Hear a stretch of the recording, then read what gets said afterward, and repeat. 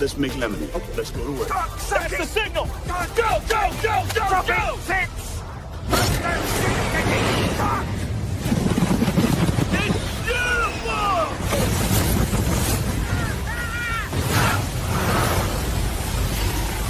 Mother Nature just pissed her pants, dude! Wake up and hit the ground running. It's The Rush, presented by Willis Auto, with Travis Justice and Ross Peterson bringing you raw, unfiltered, and unapologetic talk about sports, life, and everything else that matters. No filtered, no fluff, just The Rush. Welcome to our Friday morning get-together. Willis Automotive is proud to power the Rush radio show. Whether you're searching for new, pre-owned, or certified, Willis is driven to serve. Visit willisauto.com. Discover a better car buying experience. Willis Automotive, where your next great drive begins. And we welcome in to start the show, of course, Justin Miller, who's hanging out with us while Travis is in Italy. Travis from a palatial estate in Italy, joining us for the first hour. We're hoping, at least for today. Thank you so much for, I would say, getting up and joining us, dude. But it's like 1 o'clock there.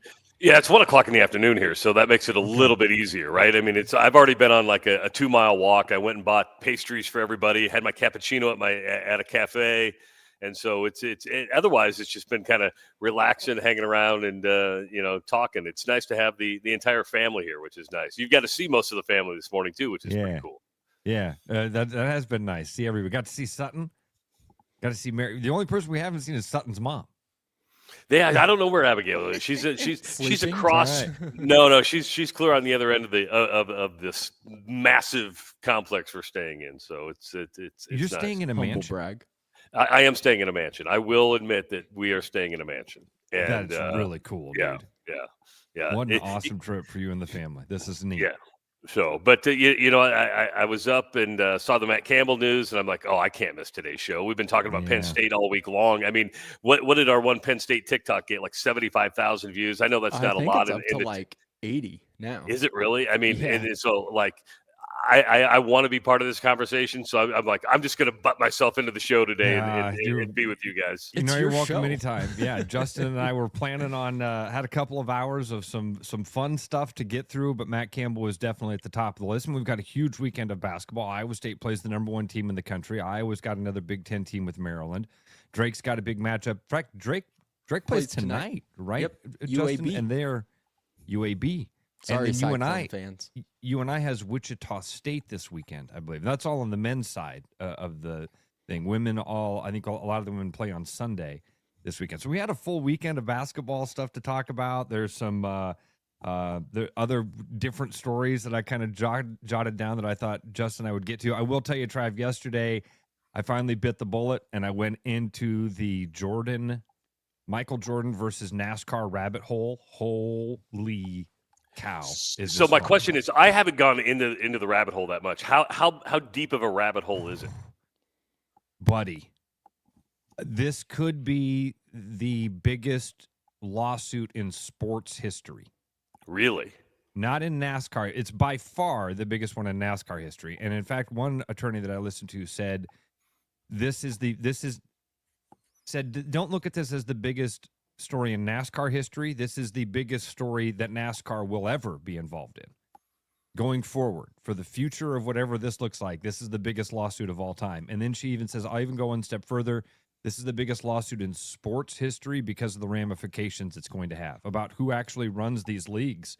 And dude, there's so much stuff that has come out about NASCAR that I was unaware of as a fan for 30 years. And I'm not a diehard fan. I'm certainly not one of the people that you'd go to for your racing news, but I like racing. I like NASCAR. I had no idea the business side of things with NASCAR. I knew that the France family was heavily involved. I had no idea that the France family was it's a family owned and operated business. I mean, that's the argument that they're making in court.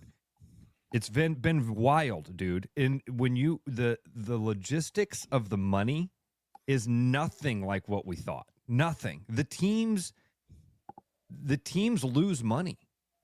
Most of the teams that show up to race on Saturday and race in the Daytona 500 and keep the NASCAR circuit alive, most of them lose money. And the France family has made $400 million over the last 3 Jeez. years. Over the last 3 three- years? In the last 3 years, they've pocketed $400 million off of NASCAR. And Jordan's one of the few teams that actually has made money in these last couple of years. Dude, so who's to blame? The court's going to decide that. Is NASCAR actually? Okay, let's back up. It started off as a 2-phase case. The first phase was, are you a monopoly?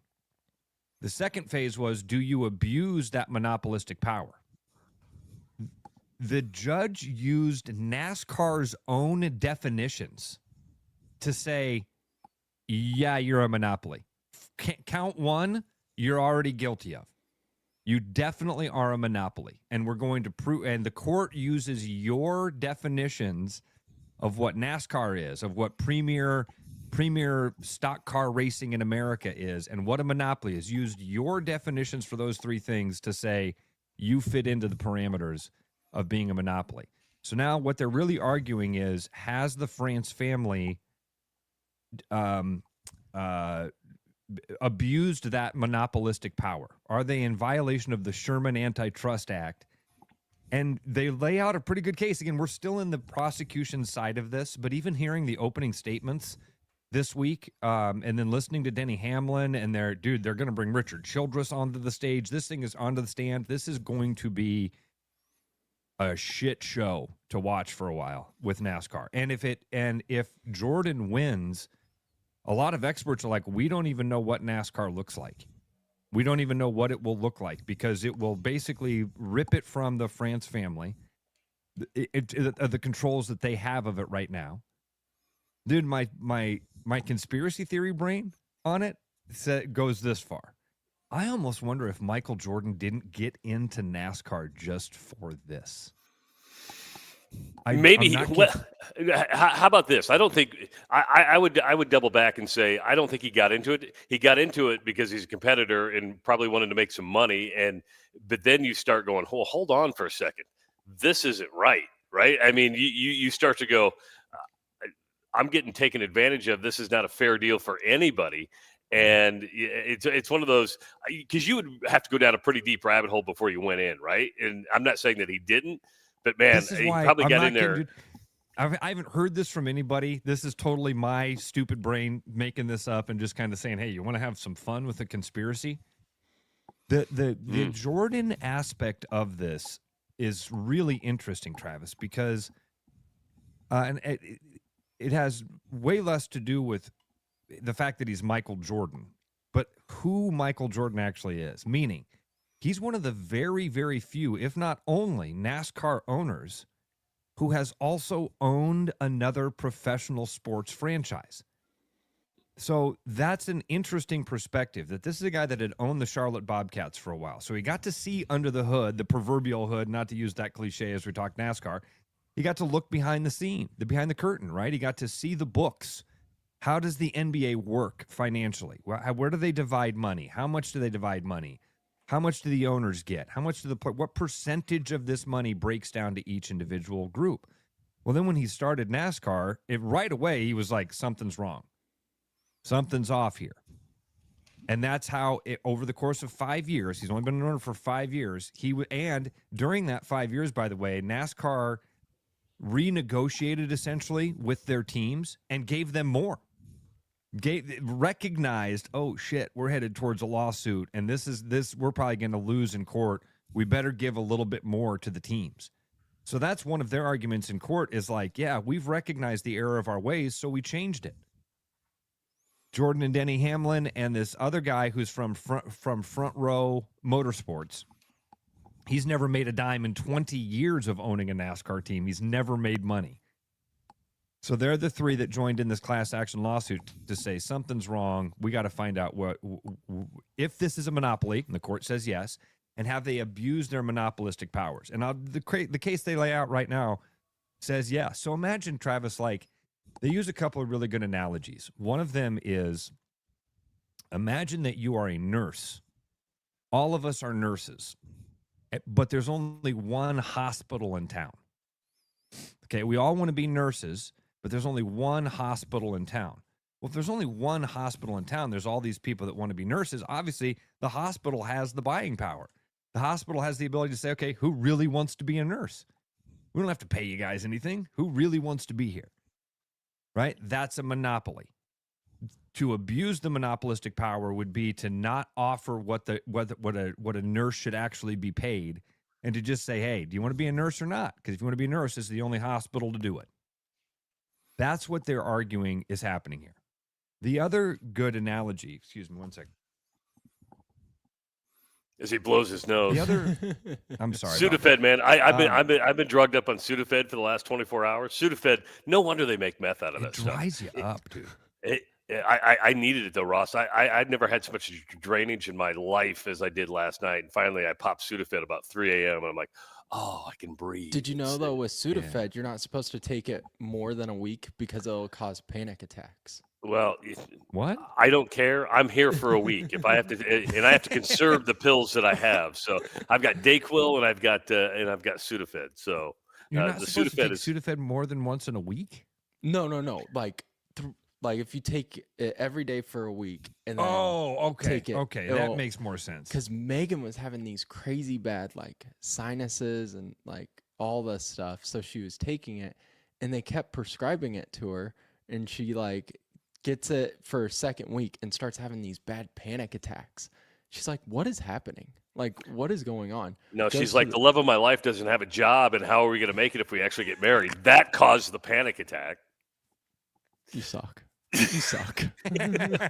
But maybe. I think that played like 99% into it. I'm talking about this 1%. That 1%, though, was probably the Sudafed. Big Pharma.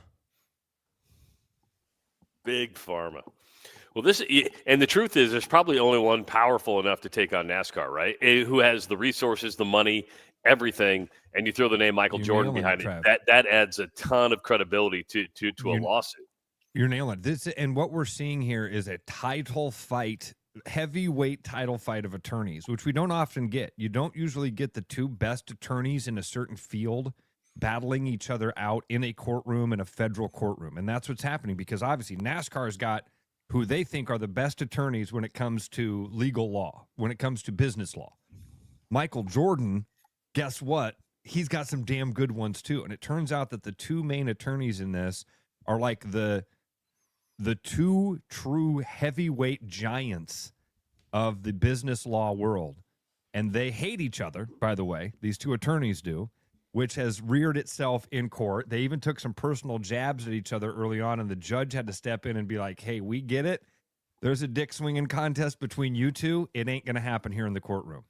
So you guys have got to stop the personal attacks with each other. It's been, dude, it's so fascinating to watch. But again, Jordan's perspective of having been a previous sports owner gives a lot of layers to this thing that NASCAR had never had to deal with before. They'd never had to deal with an owner who had that sort of perspective of owning within the American sports market as well, and then became as much of a vested owner as Jordan is with Denny Hamlin.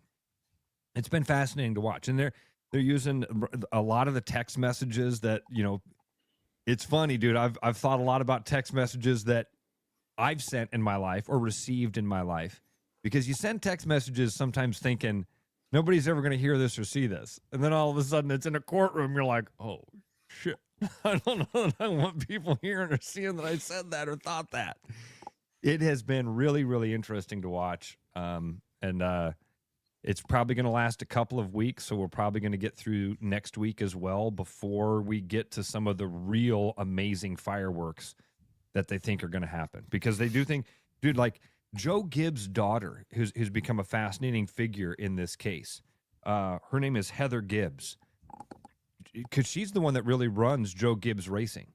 And so she is one of them that has weighed in and said, yeah, there has to be some changes to this system. It's just not set up fair for us business owners. She is actually a real estate mogul who has taken on the Joe Gibbs Racing CEO. Well, think about NASCAR over the years and the importance of sponsors. I mean, the fact that you're not making, and the sport has grown tremendously in the last 30 years. I remember going to bars doing NASCAR remotes and stuff, but it was still all about the sponsorship. If you didn't have sponsors, you weren't going to have a car. And then even as the money gets even greater, if it goes to the France family, and let's not forget about these NASCAR sanctioned tracks, even locally. Does the France money get all that money too? You know, because if you put the NASCAR logo up there, you are a NASCAR sanctioned track, and therefore you're paying NASCAR some money to have that. Travis, one of the complaints against NASCAR and their kind of abuse of the monopoly. Again, there's no argument whether or not the France family owns a monopoly in the NASCAR world. And really what we should be talking about is the stock car racing world. In the stock car racing world, NASCAR owns a monopoly. But, dude, it's an abuse of that power with the way that the prosecution is laying it out. So, like, for instance, one of the things that NASCAR does when they sign on to have a race at a track, and again, they own a lot of the tracks now. Remember that. NASCAR owns most of the tracks. Even the tracks that they don't own, Travis, they make them sign a contract that says within 2 years, before and after. So there's a 2-year window before our event and after our event, you cannot host a competing racing league. So With for 2 years. With the exception, I mean, Iowa Speedway, but they always had the IndyCar. Now the IndyCar race isn't coming back. IndyCar is not considered a competing because it's not stock car racing. That's open wheel racing. Okay, that makes sense. Yeah, and that's why. And so, and again, the first answer to that is, well, who would the competing? There is no competing NASCAR thing, right? Exactly.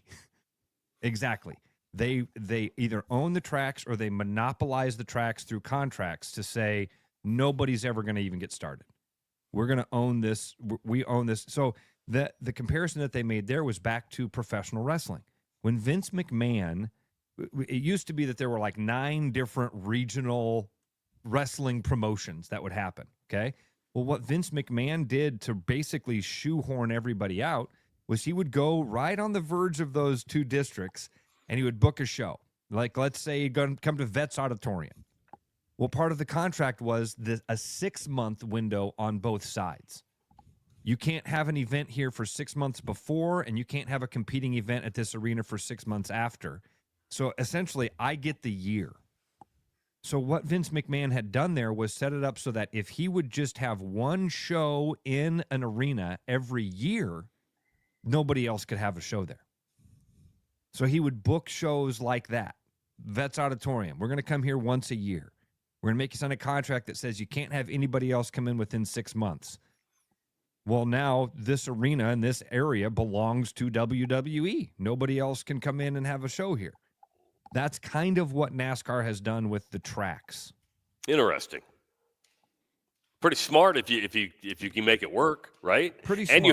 And you have all the best drivers, and because it's like, well, where else are you going to go? You can go start a rival league, but there's nowhere else for you to go because all the great tracks are NASCAR tracks, right? I mean, you can't. Iowa Speedway is a NASCAR track. You go to most of these other big tracks that can host a lot of people. Well, they're all NASCAR tracks, and you can't race on those if they tell you can't race on them.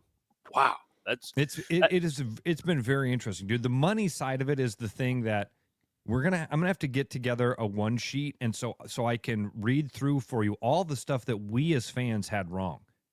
Like the sponsorship dollars. That's all NASCAR's. Dude, the teams have to pay for their Wi-Fi at the track, Travis. The teams pay over $100,000 a year to have Wi-Fi down on pit row. And then they complain, they go, it doesn't even work. We're paying over $100,000 a year to NASCAR to get access to Wi-Fi, and it doesn't even work for us. Well, it's interesting that and I'm going to switch gears, and I don't mean to do this to you about NASCAR. Did you see where Terrence Bud Crawford was just stripped of his super middleweight title? No, I didn't. Because he did not pay the WBC its 0.06% fee of $50 million. He's like, I'm not paying that. So he was supposed to pay the WBC a fee to have the title. So on every fight, depending on what organization you're fighting for, you're supposed to pay said organization a fee. to me, shouldn't that all be wrapped up in ticket sales and everything else that takes place? I mean, you just paid a guy $50 million to box. Why should he have to give you a fee to have said title belt? Does that, I mean, to me, that's just taking money. If you're a promoter, if you are an organization, shouldn't you be doing your cash flow based on ticket sales and everything else of the event? That would make sense to me. I'm telling you, maybe next week when you get back, or maybe next week when you're on sometime, I'll try to get a list of some of these financial things that really blew me away. Even the merchandising stuff, like the places that we all look at and go, well, this is NASCAR is printing money with all those different sponsors that guy mentions, and they got to be making a ton of money. Not the case at all. NASCAR owns all of it. They have negotiated several times trying to get a little bit more. And every time that France family gives them a little nugget more, a percentage of something. But this is going to be interesting to see how this plays out, because this is the other thing with the ramifications of it. This attorney that I listened to basically said, if NASCAR wins, if it's considered not an abuse of your monopolistic powers, what you're going to see then is private equity is going to try to step in to buy all sports. Wow. This is why biggest lawsuit in sports history. If Michael Jordan wins, this is also going to send ripple effects around the sports world of, oh shit, they're paying attention, they're watching the money. We got to start. We got to make changes now before we end up in a courtroom. So what would happen to NASCAR if Jordan wins? Have they It's a started? great question. It's a great question, Justin. A preview lot of people think that? it goes away. I mean, because again, the France family owns it. Yeah. I mean, NASCAR doesn't go away because there's still enough popular. It may be in its current form, but stock car racing's not going to go away. I mean, people still love the Daytona 500. They still love Talladega. You may just have a different way something functions. And the truth is, people love chaos, right? We love chaos. We hate chaos. And it's that unknown right now. What's going to happen if you pay players? Well, who knows? College sports isn't what we don't have college sports anymore. Well, we do. It's just different. Do I like every aspect of it? But I'm entertained on Saturdays. I'm going to be entertained this weekend watching Iowa State and Purdue playing, right? I mean, you're still going to be entertained. As long as you don't lose the entertainment value, people will still pay to go see it. I'm also more thinking, though, like short term. Like, long term, we're going to have NASCAR. We're going to have that. But, like, this season of NASCAR, which, to be honest, when does the season of NASCAR even begin? But Daytona 500 in February. Okay, February. So if this happens where Jordan wins before February, do they have to cancel that stuff? Dude, that's a fair question, because NASCAR, it's such a weird relationship. It's so different than what we are used to of saying like PGA or Major League Baseball or NFL. We think of it as a league and then this group of teams or organizations underneath it. NASCAR's not that way, I'm finding out. NASCAR is a family-owned and operated business. It's a lot more like owning a Pizza Hut, and you've got employees that show up. Well, if your employees have sued you and said they don't like the way that you're paying them and they don't like the way you're making your pizza, you do have the option to say, okay, I'm going to shut the doors. This lawsuit doesn't say you have to stay open and you have to keep making pizzas and you have to pay these. The France family, that, again, these are all the rumors that are out there about what could happen if. I don't know, Justin. I'm with Travis. I think there's way too much money. There's way too much involved here. The France family have made this their family business, and so they're probably going to figure out a way to continue to make money by hosting races. Just not as much money. It's been an eye-opening experience. I think it was dude from Iowa, whichever one of our listeners it was, that said to me on Monday, hey, you really need to start looking into this thing. This thing is a rabbit hole that you're going to love. Thank you, because you nailed it. And then our listener, Timmy, my buddy Timmy Bolander, who I've helped through a couple real estate deals, He sent me a podcast last night. He's like, hey, if you're serious about finding out about this, there's this podcast called The Teardown. They started last weekend with a preview of the thing, and then they've been going to the trial every day. And every night about 8 o'clock, they come out and they sit down in their hotel room and they record a 1-hour podcast about what they've seen that Wow. night. I didn't get a chance to listen to last night's, so I'm a little bit behind on what happened yesterday in the courtroom.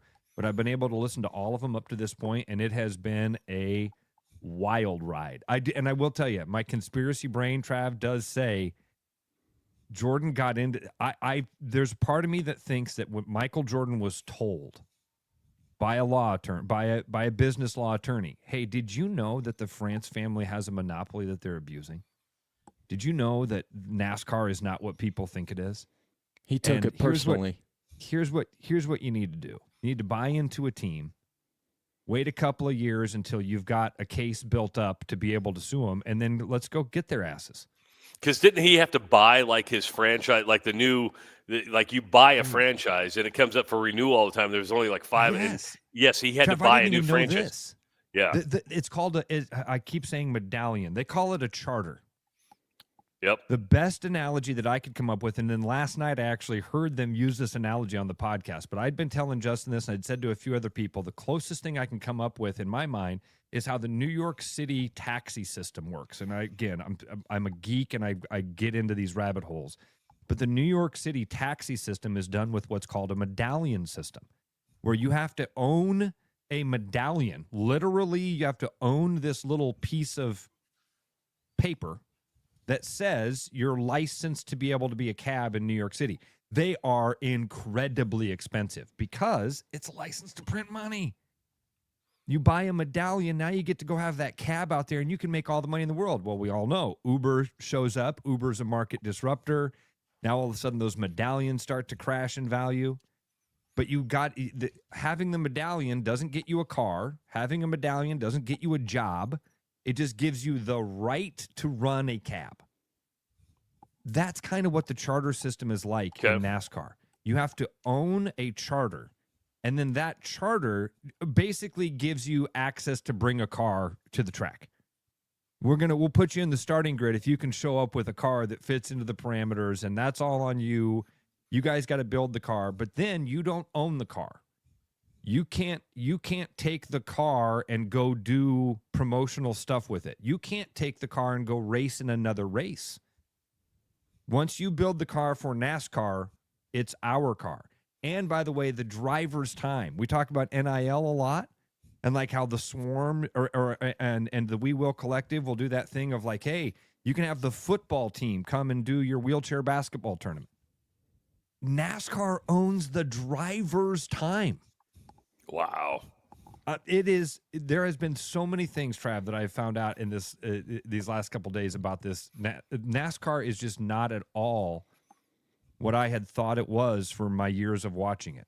And, you think of it as a good old boys club, right? And that like, this is just some Southern boys out there trying to entertain the masses. No, it's one Southern family who has figured out how to fleece some folks, it seems like. So we'll let the lawyers decide all of it. And I didn't mean to waste a half hour of your time talking about NASCAR, but it was super fun yesterday. And I do think there is some truth about this will have huge ripple effects no matter what happens with this lawsuit. And the stuff that's been happening in the trial, like with Denny Hamlin, you've just got some characters, dude. Richard Childress might be on the stand. Ooh, that'd be interesting because these are heavy hitters in the NASCAR world. The heaviest of hitters. The heaviest and they hitter, hate yes. each other. They hate each other, which is really kind of interesting to see the text messages that have come out, how they really think about each other, how the France family views their actual NASCAR viewer. Like, dude, at one point, the France family is like, listen, who gives a shit if this guy writes a book? Our people don't read. Is he wrong? Is he wrong? Yeah, I mean, kind of. Maybe. Kind of. Some of them. With some of them, it's kind of wrong.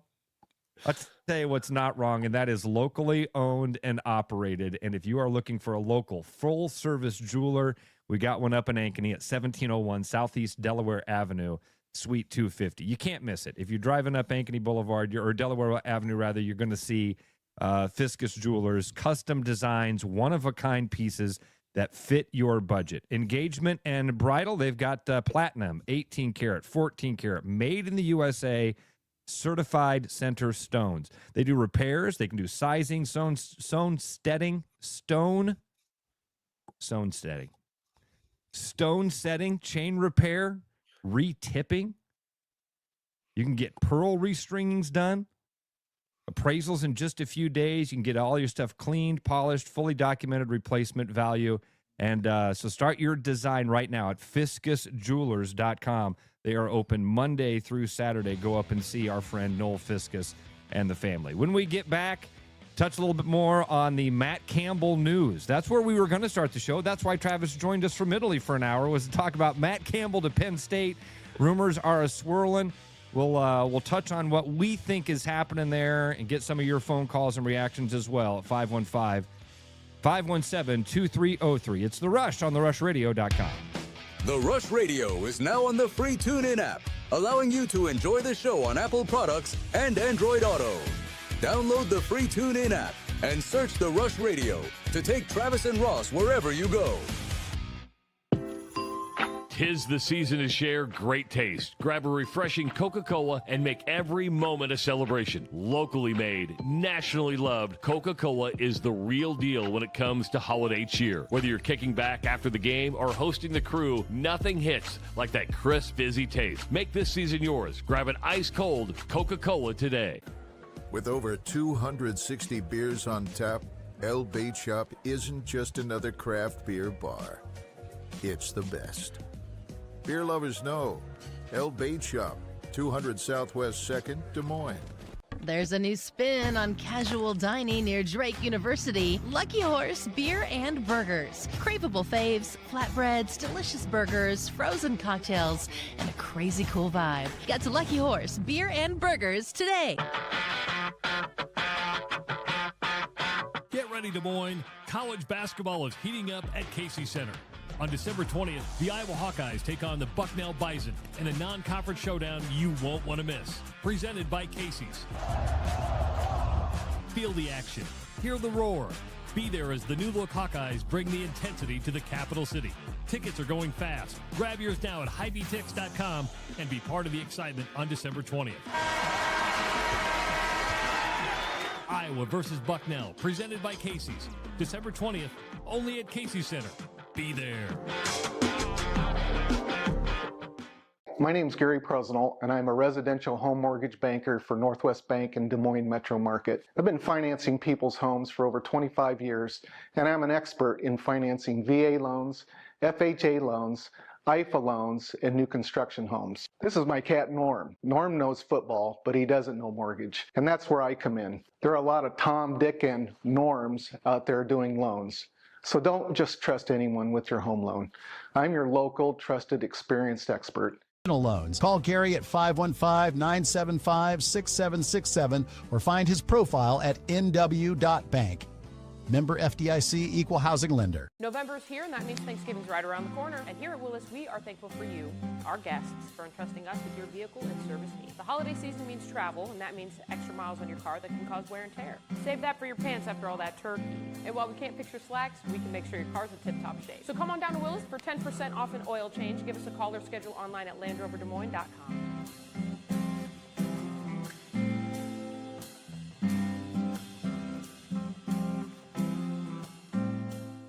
Hey, it's Noel from Fiscus Jewelers. This holiday season, give the gift of sparkle that lasts a lifetime. From our latest designs to timeless favorites, there's something for everyone on your list. Already have a Fiscus diamond? Bring it in and trade up with our 100% trade-up program. It's the perfect way to shine a little brighter this year. And if you're dreaming up something custom, get your design started by December 1st for Christmas delivery. Let's make this season magical together. Fiscus Jewelers, your jeweler for life. Looking for the perfect golf escape? Experience links-style golf right here in Ames at Coldwater Golf Links. With rolling fairways, large greens, and unique routing, it's golf the way it's meant to be played. Whether you're a seasoned pro or just starting out, you'll love our course's welcoming atmosphere and friendly staff. Grab your clubs, book a tee time, and make every round unforgettable. Coldwater Golf Links, where great golf leads to great memories. Visit coldwatergolf.com to book your round today. Bad gift giving. It happens to the best of us. Thanks, I think. But what if I told you there's a better way? Toss the silly socks and ditch the mediocre mugs, because the Iowa Lottery's gift that keeps on winning is here to save the holidays. Give your loved ones holiday scratch tickets with a chance to win instantly or unwrap your share of $1 million. Say no, no, no to boring presents with the Iowa Lottery this holiday season. Woohoo! Enter and see rules at ialottery.com/VIP. Back to the rush. Strong opinions, weak filters, and just enough sense to stay on the air. It's the Rush Radio Show, powered by Willis Automotive.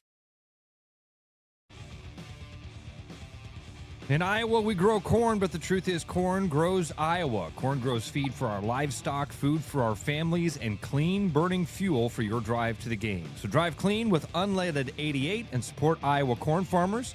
You can go to iowacorn.org to pump it up with unleaded 88. Justin Miller's hanging out with us while Travis is in Italy, but we do have Travis for maybe another half hour or so. News broke yesterday, Travis, about 7:30 or so, it seems like in my head. Last night that one of the stories we've talked a lot about, that Penn State coaching job, which has been an absolute shit show. They have had 4 or 5 different lead candidates. There was a number that popped out the other day, Travis, that was incredible. That the coaches that have been named as Penn State's next head coach top searching candidate, have picked up like $300 million in total extension money on their contracts. Well, Penn State has led to $300 million. Maybe they're just slow playing everybody to see if everybody else will put their bankroll in. Well, it's interesting because when you stepped away before the show started, I go to Justin. I said, "Do you think he takes it?" And Justin's like, "Nope, he's not going to take the Penn State job. He's not going to take it." I did say that. Like, my gut reaction is no, he doesn't take it because of his track record and because I don't think he's a good fit. I really don't. I can't see Penn State fans, allowing him to go up on the podium and saying things of like, no, we're here to build. We're here to build when they have a disappointing season like we saw at Iowa State. Because at Iowa State, we love that. You're like, yes, he's here for these student athletes. He's here for the program. At Penn State, now you're messing into that lane of you got to win championships. You have to beat Ohio State. You have to beat Oregon. You have to be in the college football playoff. 8 wins isn't going to get you praise in Penn State. That's where I'm more getting I get what you're saying, but if Matt Campbell takes his job, and I don't know if he's going to take it. I think he would be, and I'd like to know what you guys feel about this. Right now, he has all the leverage because Penn State has screwed this up from the beginning. Now, he's going to be sloppy fifths, right? There's no doubt about it. Matt Campbell was not or is not Penn State's first choice. We get this. But the fact that Kalani Sitake, it came out that he was being pursued. He stayed at BYU. They cannot afford to let another name come out to be public and let this fall through the cracks. If it does, it says more about Penn State than it does anybody else because Matt Campbell's sitting there with all the leverage right now. Say, if you want me, well, this is what it's going to take. Now, I know what you're saying about fit. You don't know about fit until 3-4 years down the road when you decide, because they don't care what he says is if he's winning. That's what look at all the college football coaches that probably signed a new contract to stay at the school they're at or got a new job. I would say more than 50, probably closer to 80% won't be at that job in 4 years. Will not be at that job in 4 years. It's just that's the nature of this beast. But Matt Campbell has to decide, has he gone as much as he can do at Iowa State? And boy, I mean, has he? It's hard to argue that he hasn't. It's hard to argue that. I mean, you were so close this year, man. You go back 6 months, go back 3 months, and look at what's possible at Iowa State and how far. So, like, did he get them to the top? No, he didn't. Is there room to improve at Iowa State? Yes, there is.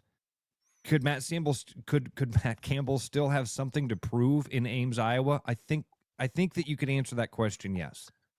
And But- if he takes the Penn State job, guess what he can take with him? A really good seasoned quarterback. Boom. Oh, dude. Boom. Oh, don't I bring would. that. I'm honestly, I didn't even. I'll be. Again, I fell asleep pretty quickly. I was at a wrestling meet last night when this news broke, so I didn't spend a lot of time thinking about it. I came home. I went to bed pretty quickly. I didn't spend a lot of time thinking about it. That's the first time it popped into my head that what this could mean with Rocco Becht. Yeah. I mean, again, sloppy fourths, but sometimes that ends up being your best hire. And to me, if he's really turned down the USC job, if he's turned down other big jobs that people have said that he's turned down, they're going to either that or it's going to have to be the NFL, right? I mean, Yeah. It is. You don't have what you're saying is there's not that many opportunities to jump up to a USC and a Penn State. No. These jobs don't stick around. They don't. I mean, we all saw it with Kirk Ferentz, who was rumored to be the Penn State head coach back in 2011 or whatever it was. Yeah. And how many times did the National Football League flirt with Kirk Ferentz? That's where he got the raises all the time. Every year for a decade, it seems like. Yeah. Before it became apparent that he wasn't going to go anywhere. If Matt Campbell truly wants to win a national title, where's his best shot to do it? Penn State or Iowa State? No doubt it's Penn State. Yeah. No doubt. Because when I said to Trav, like, I don't know if he goes because I don't know if he has fit. I know Penn State has more money. And Trav goes, I'm going to stop you there. Penn State has more everything. And that's the best way to put it. Like, Great point. Really does get everything he would want to build a championship level team. And that's why, like, everything in my mind says you take this job. Yeah, you put yourself in a better position to win a title. You put yourself in a better position financially and to pay players and get players. But something in my gut is just like, I don't know if this would work out. But Trav, again, we don't know until you know. Here, I'm going to throw this comment up here because I disagree with this. Campbell has children aged 12, 14, 15. They all grew up in Ames. So that's what? Fact. That's a fact. But I think the implied thing is, well, why would you move your kids? You know, say what you want about Lane Kiffin. You know, when he at the introductory press conference said, "I'm the son of a coach. I moved 17 times when I was a kid," and then I had to reflect of why did my dad always move? Well, he got fired a couple times, but he also tried to better himself and get more money. And coaches can go, kids, I'm sorry, we got to move, but your life's going to be okay. We're talking generational wealth here. You're going to be just fine. Here's a couple of $100,000 to wipe away those tears. Yeah. And don't worry. When you get to the new school, lots of kids will be lined up to be your best friend. Yeah. Yeah. I mean, let's be honest. Has Matt Campbell stayed at Iowa State longer than we thought he was going to? The answer for me is 100%. Yeah, that's a good point. 100%. And as much as Iowa State fans don't want him to go, be happy that somebody wants your coach because and Lane Kiffin talked about it. And I hate to quote Lane Kiffin all the time because the way this happened, but he goes, Ole Miss fans are mad because he won there because they're like, oh man, we thought you loved us and you built something up. When somebody wants you, it's just it's hard to take because you don't know what's on the backside. You don't know who's going to be your replacement. You don't know. There's no guarantees. The only thing that questions me about this with Matt Campbell is that Penn State has screwed this up from the beginning. Like Ross, you brought it up last week. They were the first to fire, or one of the first to fire. They had all this time to get it done. They just missed signing day. And you're like, what? You've messed this whole thing up. Dude, go back to the day they fired Franklin. If somebody would have said to us, it'll be December 5th, and they won't have a coach yet. It's been over 50 days. And all of these other institutions. Go back, take us back 50 days, and say by the time Penn State goes to hire a new coach, Lane Kiffin will be at a different school. By the time they go to hire a coach, James Franklin will have spent weeks in his new job. By the time they go to hire a new coach, they will have missed the beginning of the signing day. They'll have they've had recruits back out and say we need to wait and see what's happening here.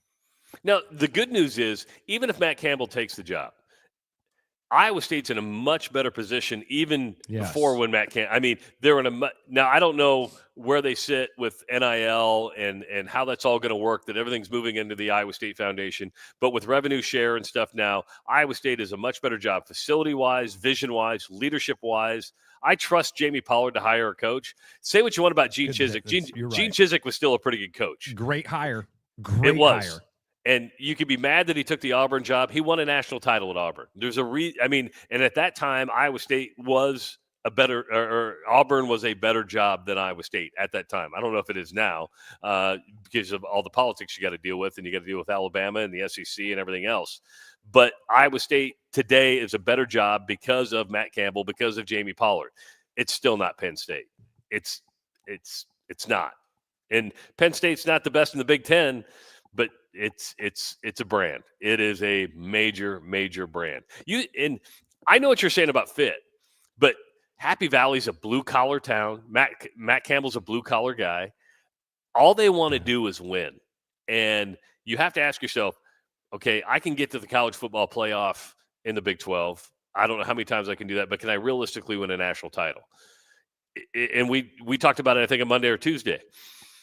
Big Ten's probably going to get 4 teams in every year, right? Or 3 to 4 teams every single year. You got to believe that Penn State's going to be one of those 3 or 4 on a regular basis. Especially if they stretch it out to 16 teams, like they keep talking about. Yeah. That's only helping his cause. Yeah. I have a fun one for you guys. Okay. So what if, let's say, Matt Campbell doesn't take this job? Is the best thing for Penn State this weekend for Alabama to lose, so that Alabama fans start asking for DeBoer to get fired since he has not made the college football playoff in 2 years in a row, and they can try to go after him? Well, Kalen DeBoer has a better job than Penn Kalen State, DeBoer has come out and said he's not interested in the Penn State job. I mean, because he's already been rumored for the job. But if you say adamantly that you're not interested in the job, and you're not going to fire Kalen DeBoer yet, you're in the pretty good chance you're going to be in the college football playoff. Are they playing Georgia in the SEC title game? Yeah. But if they lose that game, they're on the 10 spot right now. But you're in the SEC title game. I mean, I don't think that's Trav. I'm with Justin on. I for think Alabama, Bama I'm not sure. I'm not sure that's enough for Alabama. Oh, it's not. I get it, but after 2 years, it's not like they were bad last year, and they're certainly not bad this year.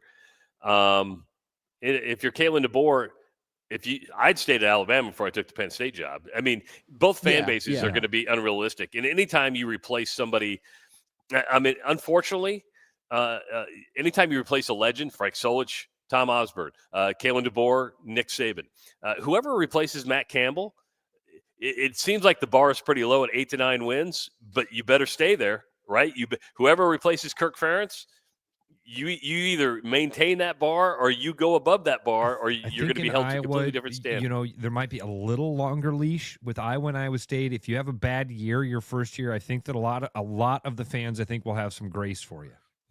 You have a bad year at Penn State. You have a bad year at Alabama. And I mean a bad year. Win 4 or 5 games, which is possible. It's possible to take on any of those jobs and have and in the SEC or Big Ten lose 5-6 games. Yeah. Those schools, you're gone in 1 year. Iowa State miss a bowl game 1 year, and most fans are going to go, well, it's a rebuilding process. We're just one of those programs that's got to suffer through a few bad years, which might be some truth to that. But if you're Penn State and you don't get Matt Campbell now, if these reports are true, because we have to take them on face value, on 3, I believe, was the first to report it. If Penn State doesn't get Matt Campbell, this will go down as, and I've been doing this a while. I've been in this business almost 40 years. This will go down as one of the worst coaching searches I've ever seen in my entire lifetime. I mean, it's right up there right now. Yeah, it's 100%. Right up there. Like, man, they've fumbled this bag big time. Yeah, 50 days on the market as one of the premier brands. So, Travis, let's readdress that. We all accept this, and I accept it as well. But I just have this thing in my brain that's starting to question something, dude. If you've had 4 different coaches decide that they were better off at their current universities, including Nebraska, and let's just say Iowa State. Let's say Matt Campbell decides I'm better off here. Jamie Pollard sold me on it. Have we been overselling how good of a job Penn State is? That's a very good point, Ross. I mean, when Joe Paterno was fired, did we even know who Bill O'Brien was? That's a great point. No, I mean, he was if you were an NFL junkie, you knew him. Yeah. And then James Franklin came in, and you're like, oh, you just took the flavor of the week because you won it at Vanderbilt. Now he won there, but he couldn't win the big game. You're asking a very good question that I don't know if I can give an answer right now to. But if Matt Campbell turns it down, then I have to say yes. It's an overinflated brand. Even if Matt Campbell doesn't turn it down, I think we've learned right now that it's not the attraction that everybody thought it was going to be. We all thought it was. Yeah. If these guys that are able to kind of look under the hood again, look behind the curtain, see how the sausage is made, they've all come back and said, nope, I'm good where I am, including universities that we never would have thought should be in that conversation with Penn State. And I mean, again, Nebraska 2025, Penn State 2025, there should have been a chasm there. That's why initially it was like, well, Matt Rule. He leaves and he goes and he takes this amazing job in Happy Valley where he's home, he's comfortable, he's welcomed, he's got all the resources. Why didn't he take it? Well, resources. Well, let's say more money. Let's say Matt Campbell doesn't take the job. Are you going to have to go back to the top of your list and pay some of these huge buyouts? I believe Matt Campbell or Matt Rule right now was at $15 million. Do you have to go back and go, I guess we got to pony up? Holy cow. Maybe. God, to go back to the top of your list and go, hey, okay, we want to take another swing at this. I don't know, man. And looking at, I mean, James Franklin was there 11 years. He was over 10 years, into his 11th year when he got fired. He won 70% of his games over 11 years. Now, and let's not forget why a lot of people, have you heard the rumors about why this has gone south? No. Is because James Franklin is represented, I believe, by Jimmy Sexton. Jimmy Sexton is also Lane Kiffin's agent. And so he's an agent to a lot of these coaches. And Jimmy Sexton did not like the way it went down with James Franklin, and he's purposely sabotaged this coaching search for Penn State. The Kalani Sitake stuff, it was an eye opener as well, on several levels. I mean, you've told us for decades, and I think everybody knew BYU is a sleeping giant. There's a ton of Mormon money sitting there. If you start poking around a little bit there, you're going to find out that they can swing heavy. And they did. And they came back and said, oh, okay, we'll just get the crumble cookies guy to keep Sitake around for a while. I was looking at the schedule for Penn State next year. That could be a selling point for Matt Campbell. It is the best you could have asked for in your first year in the Big Ten. Really? Your three toughest opponents in the conference, at Michigan, that's going to be tough. But then you're at home against USC and on the road at Washington. Those are your three toughest. You have Wisconsin, Rutgers, Purdue, Minnesota, and Northwestern and Maryland. Who's their non-con? Wow. Holy Super cow. easy. Marshall, Temple, and Buffalo. Dude, take the job, go to the playoff. Take the job, you take Rocco Beck, you take Heacock, and you go to the playoff. It's not like they don't have athletes. That's a selling point right there that I have not looked up. But with every day that ticks, you get closer to kids. You need somebody there to sell the program, or you're going to lose every one of those players in the transfer portal. You need somebody right now to be the face of that franchise and start telling people, here's the direction, here's what we're doing. If it doesn't happen in the next 24 hours, it ain't happening. The time frame was the next question I was going to say, Trav, this smoke doesn't linger forever. No. You see the smoke and then there's a fire, or you see the smoke and it's put out right away. Matt Rule, Kalani Sitake. If it doesn't happen in 24 hours, it ain't happening. If we don't hear something today that says, okay. Ryan says, okay, tell me, Travis really pissing State fans off. I'm just being honest. I don't think I haven't seen a single Iowa State fan who has had animosity towards this. None of my entire text group with Iowa State friends has been basically, hey, if it happens, it happens, and we're happy that Matt Campbell was here as long as he was. Have no ill will towards the guy. The dude changed your program. He improved, no doubt about it. Justin, he took it and he raised the level of that program. Dan McCarney was an amazing guy. You can't say anything bad about Dan McCarney in the state of Iowa without somebody wanting to punch you in the face, and I like that. Matt Campbell took what Dan McCarney did. He stood on those shoulders. He did an amazing job with that program, rose it to a whole new level. I don't know who they would get if Matt Campbell does decide to go, but I do know this. If Matt Campbell doesn't decide to go, I'm with Travis, that's the chaos just amps up.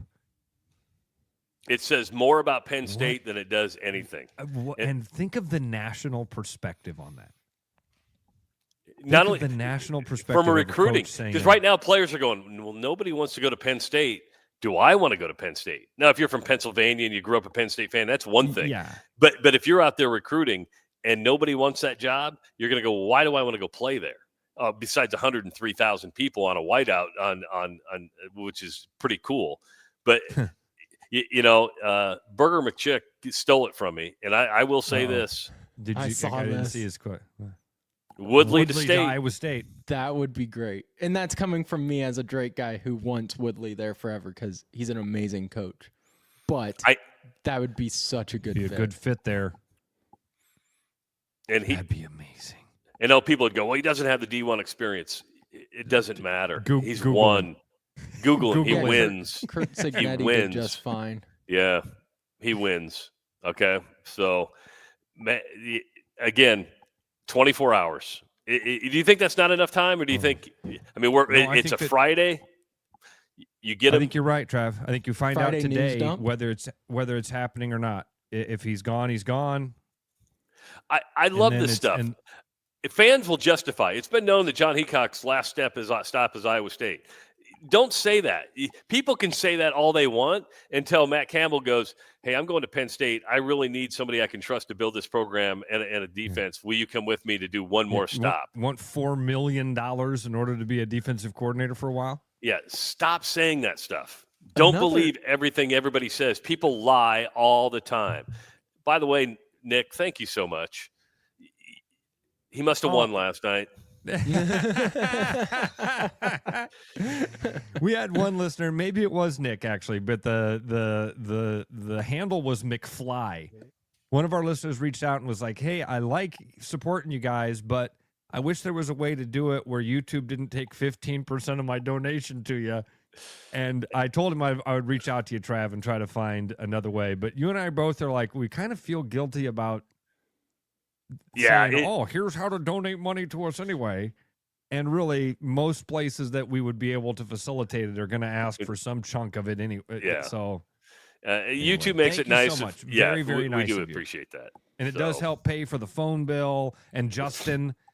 Yeah. The other Justin's not cheap. Huge expenses we have. It's crazy.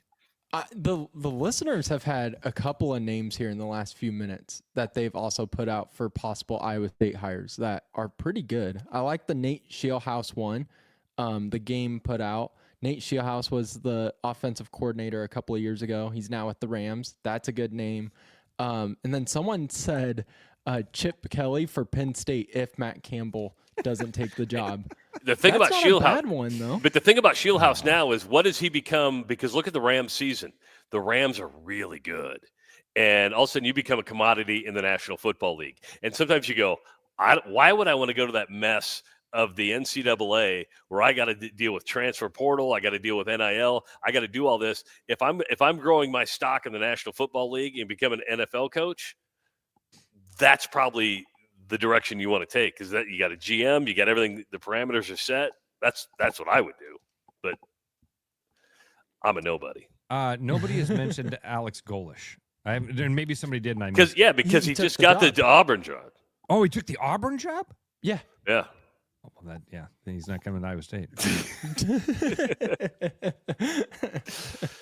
Yeah. Wow, I missed that. Holy cow, Yeah. good on him. Because it happened the same weekend, like, 3 or 4 coaches were hired. Once the dominoes started falling, it was like once everybody knew Lane Kiffin was going to LSU, the dominoes fell. Damn, I mean, dude. they just Goalish fell. is at Auburn. Yeah. Damn, dude. Oh, never mind. He was out of your price range anyway. You couldn't afford him. Might be. Trav, you go enjoy an afternoon in Italy with your family, okay, buddy? Well, I'll let you, because you got the weekly woohoo coming up, and you got some other stuff. Woohoo. He's making sure he doesn't go on vacation so that you don't screw this up, Ross. He is and quite frankly, good. Ross and I know each other. We know each other. Yeah. But I'll get the podcast, and if everything goes normal, I'll have that all up. At the end of the If show, everything goes normal, if Ross Fingers doesn't shut off on you for 20 minutes or so. All right, buddy. When we get back, we'll fire up the weekly woohoo 515-517-2303. Justin and I have a bunch more to tell you about, including pest control. It isn't just seasonal. When the temperatures drop, those spiders and cluster flies and mice, they try to come inside looking for warmth. Remember, listeners, protect your home all winter long with Bats and Bugs Pest Solutions. They're trusted, locally, family-owned experts. Bats and Bugs. Get a hold of Corey. He'll come take care of you. Trav, take care, bud. Love you so much. See you guys later. Thanks Travel for letting me safe. hop on for an hour. I'll see you guys Monday, too. Probably talk to you on Monday. Sounds good, man. Hour number 1 in the books. When we get back again, the weekly woohoo. We'll fire that up. Justin and I have a bunch of fun stuff to talk about. Hey, Trav, do you think we're hearing from Kluver today, or was that something? Either way. Listen, if Kluver hops on at 7:30, we'll see if we hear from Kluver at 7:30. If not, Justin and I will take you up till 8 o'clock right here on The Rush, therushradio.com. Need to do something here. Hold on. Now we're ready to go. Bye, Trav. See ya. For the holidays, bring real taste to the table with Gold Peak Real Brewed Tea. Made with real tea leaves and real cane sugar, Gold Peak delivers a golden, brewed for taste flavor that makes every moment more meaningful. Whether you're gathering with family or friends, celebrate the moments that matter the most, because real connections deserve real refreshment. For your upcoming holiday celebrations, choose Gold Peak Tea and bring real taste to the table. Your house wasn't built for bats, birds, or raccoons, but try telling them that. At Bats and Bugs Pest Solutions, we've been helping Iowans take back their homes for over 20 years. We use cost-effective, eco-friendly methods to solve wildlife and pest problems the right way. Whether it's bats in your attic, birds in the vent, raccoons in your chimney, or moles in your yard, we have long-term solutions. Call Bats and Bugs Pest Solutions today at 515-218-3400, and let's make sure your home doesn't become their home. November's here, and that means Thanksgiving's right around the corner. And here at Willis, we're thankful for you, our guests, for entrusting us with your vehicle and service needs. With holiday season comes travel, and all those extra miles can cause wear and tear on your car. Save that for your pants after all that turkey. While we can't fix your slacks, we sure can make sure your car's in tip-top shape. So come on down to Willis for 10% off an oil change. Give us a call or schedule online at willisvolvocars.com.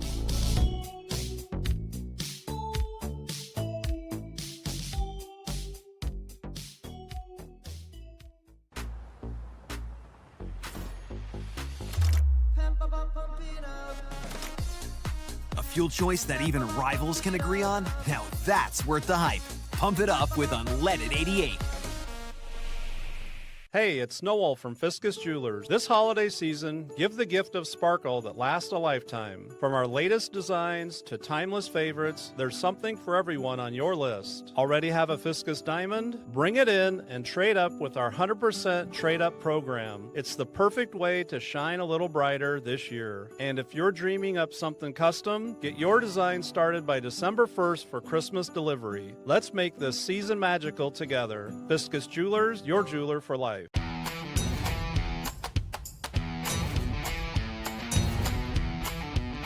The largest selection of German beer in the world?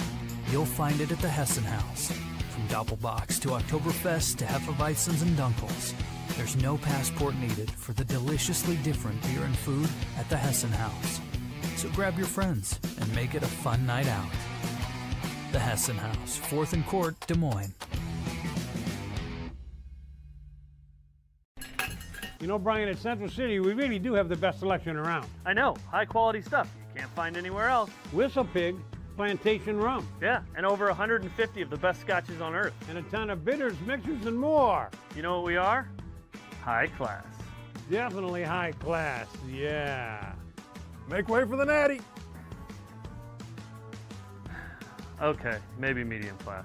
Central City Liquor is home of the 10% cash coupon. And the wooden nickel program. Bad gift giving.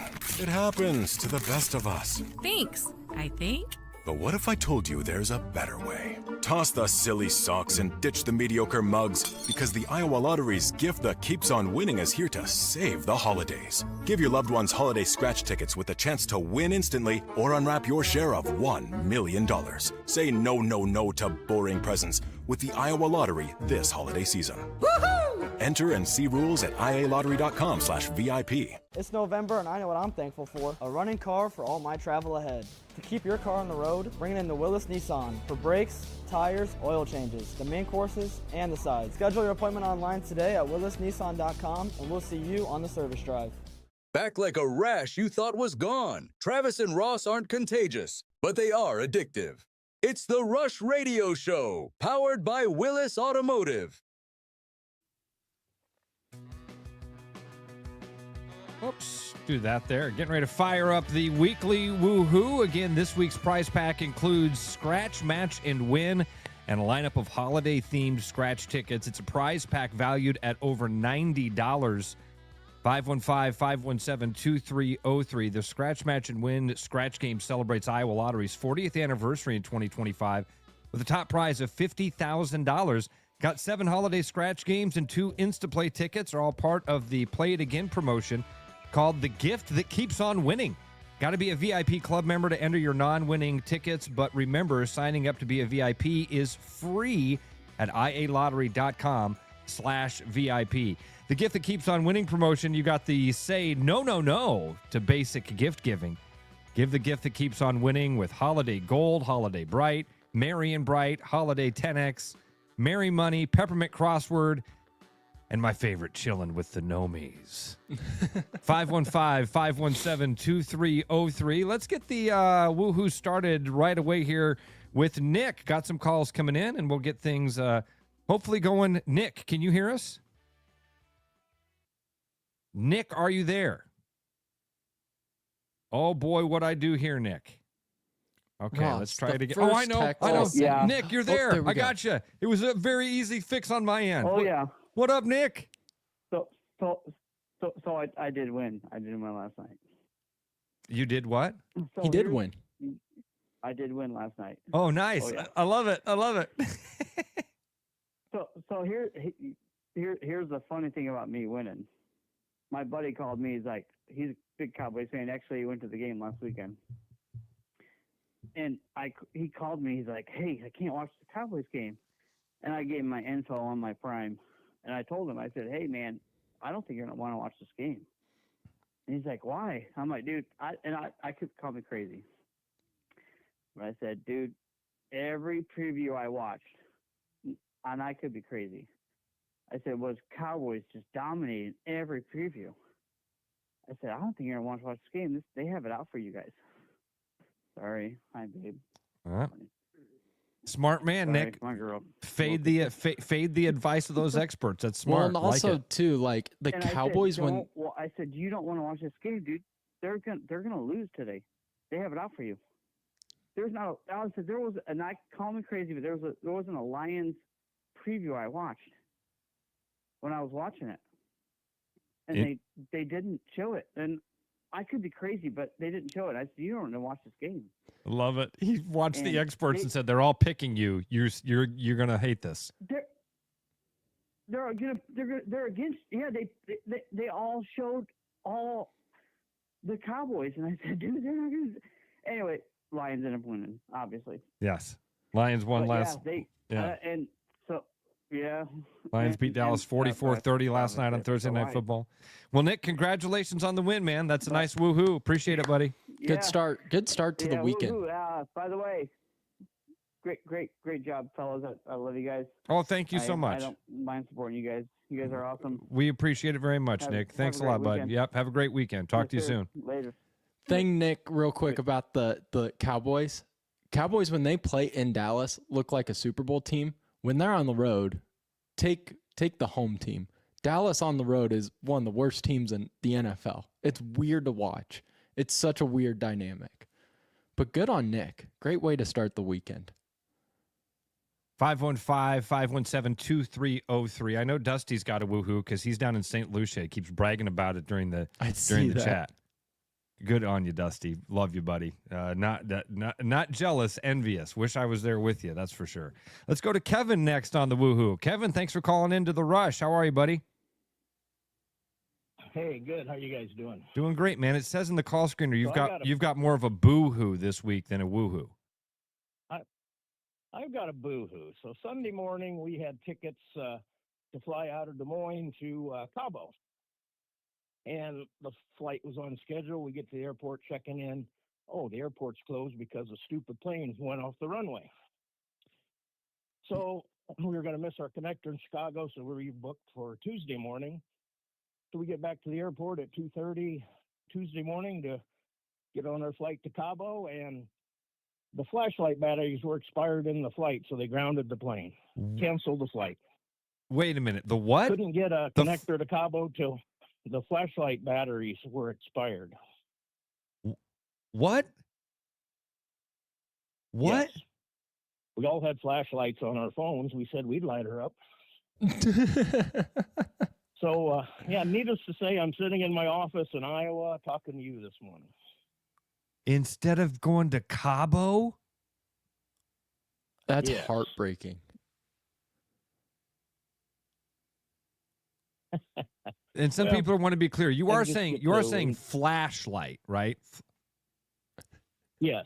Okay. Yes. All right. I just want to be clear. That's what they told us. Well, some of our listeners have their head in the gutter, if you can only imagine, Kevin. I think it's Travis actually just I'm commenting. really confused about what a flashlight didn't have batteries, and so they couldn't. What? What? Yeah. Wait, dumb That's what they question. announced What to the whole flashlight? group. They announced that to the plane. Hey, everybody, sorry. Yes. This multi-million-dollar operation was all dependent upon some double A's being in place, and they weren't there. Anyone and we got don't know what to anyone do got at any this double point. A's back there? No. Anybody? We can't fly. Anybody got any Duracells? What flashlights though? What am I missing? That's I've only what been I'm on a wondering, couple- too. Like What the the hell- flashlights of the dudes that like direct the plane? Something to do in the cockpit. And then on top of it, And we're after sure we it's sat there for an flashlight hour if we're and a half talking about waiting the to board the cockpit plane. now. What was that, Kevin? I'm sorry. You were waiting an hour and a half to board the plane. Then what? I said we waited an hour and a half to board the plane, and then we had to wait another hour and a half for them to get our luggage back off the plane. And my bag had a big hole in the side of it. What? So Thank you just you, went. American Airlines. So you basically just went to the airport to have them damage your luggage, and then you went back home. Yes. Heartbreaking. Dude. In a week. Kevin, that's a boo-hoo, man. That's a worse keeps getting worse situation. Holy cow. And then to top it all, so your trip to Cabo just toast, just not happening at all. Didn't get delayed. Was this a work thing you were going down there for, or was this for pleasure? No. This was just friends of ours invited us down for a week at a timeshare. Oh, dude! And So we it's- were going. so and the then, windows- so the windows by the time we closed. got down there, it'd been like, Wednesday night. We wouldn't have got down there until late Wednesday night. No sense of flying for a couple days. Hell, at that rate, I didn't want to get on a plane. Yeah, that's the other that No happens doubt. too. At some point, you just get to that point. You're like, "God, I don't even want to be here anymore." Oh, Kevin. All right. Gut-wrenching. That boo-hoo certainly takes the cake over. Nick calls in to say, "Hey, I won last night." Screw The those next guy calls Cowboys. in to go, I had an entire vacation canceled because of some batteries and a flashlight. So to be clear here, you were supposed to be getting on the plane that slid off the runway. No, we were supposed to get on a plane other than the one. That, Oh, but it delayed They all. closed the airport on Sunday. Holy cow! I didn't Yep. even think about that they had to close the whole airport because of that. Oh, dude. And then we would have lost our connector in Chicago too. So, and they closed Chicago airport. Driftless Iowan says that pilots use flashlights, handheld flashlights, for checking fuel, reading charts, inspecting the aircraft's exterior in low light, and general cockpit tasks. That's still, I don't get why it would was, delay a flight, though, if when you're they out of inspected- batteries. Out of the entire airport, no one has Nobody's an extra got set? some double A's. Nobody's got a D battery. I mean, what? So you run to freaking Walgreens? Doesn't they make said sense. they had to fly the part in. They had to fly the part in. How could they? They don't have a flashlight. How are they going to get batteries They anywhere? don't have a plane. My point was when they inspected the plane, like on Saturday, didn't they read the expiration date? You know what? Dude, Tyler I don't actually know. has a good point. He says expired batteries. Does that mean the shit still worked? Like they it was just were- working, and they're like, it oh, was- wait. They're like, oh, the batteries are expired. What happens if we get in the air and it quits working? We don't take another pair. Like I I'm said, really we weren't gonna- confused. I'm really confused about how We weren't going to land in a jungle. You ever been to Cabo, Kevin? No. Oh, even worse. That even Don't makes it laugh at him. worse. I don't mean I'm not laughing. I'm laughing with his pain, not at his pain. You have to laugh or you cry. I've never been to Cabo either, but I've never been I that would cry. close. I've never been on a plane to Cabo that had to be shut down because of batteries. Kevin, appreciate it, buddy. Thank you so much. Good luck to you. Got your name and number. Have a Merry Christmas. Merry guys. Christmas to you, buddy. I'll talk to you soon, Kevin. Kevin is a guy I got to know. Kevin, he's one of those listeners that I got to know through fishing trips, and became a friend. Kevin actually took me to my very first NFL game. Justin.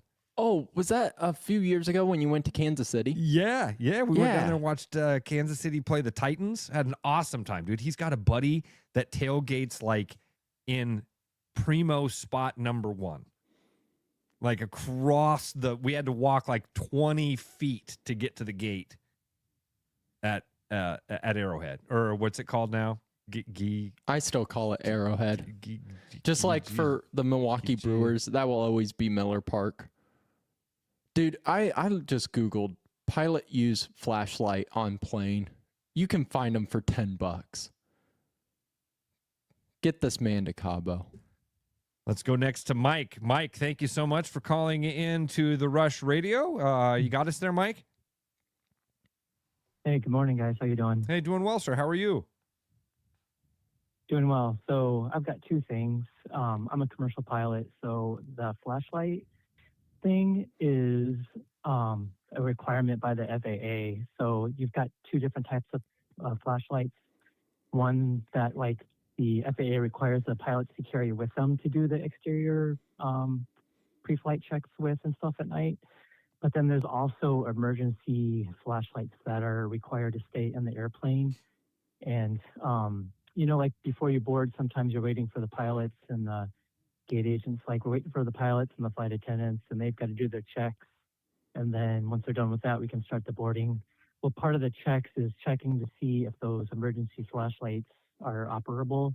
And those are only for use in like an actual emergency. So it's more of like a FAA requirement that those have to be in working order just in case something happens during the flight. I love this, Mike. This is so we're not missing something.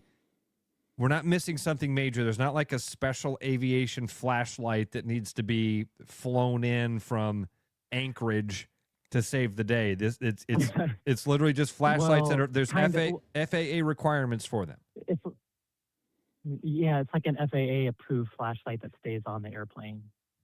And just depending on the airplane, it just depends on how many there are on the airplane. So, and like again, like they're only used in an actual emergency.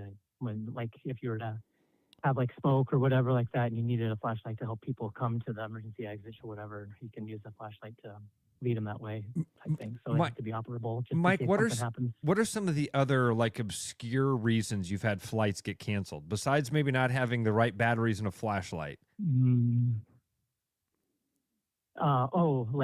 So fire extinguisher. I wasn't actually flying this flight, but I'm based in Denver, and I have to commute on other airlines to get there. And there's fire extinguishers in the airplanes, right? And there's a pin in the fire extinguisher that prevents it from accidentally extinguishing. You know, you have to pull the pin out before you squeeze it. That pin was missing, and they couldn't go because the pin was missing. And Ross, you'll love this one. I used to fly for weather modification, so I know all the stuff about the cloud seeding. No way! You're joking me, Mike. Yes, way. No.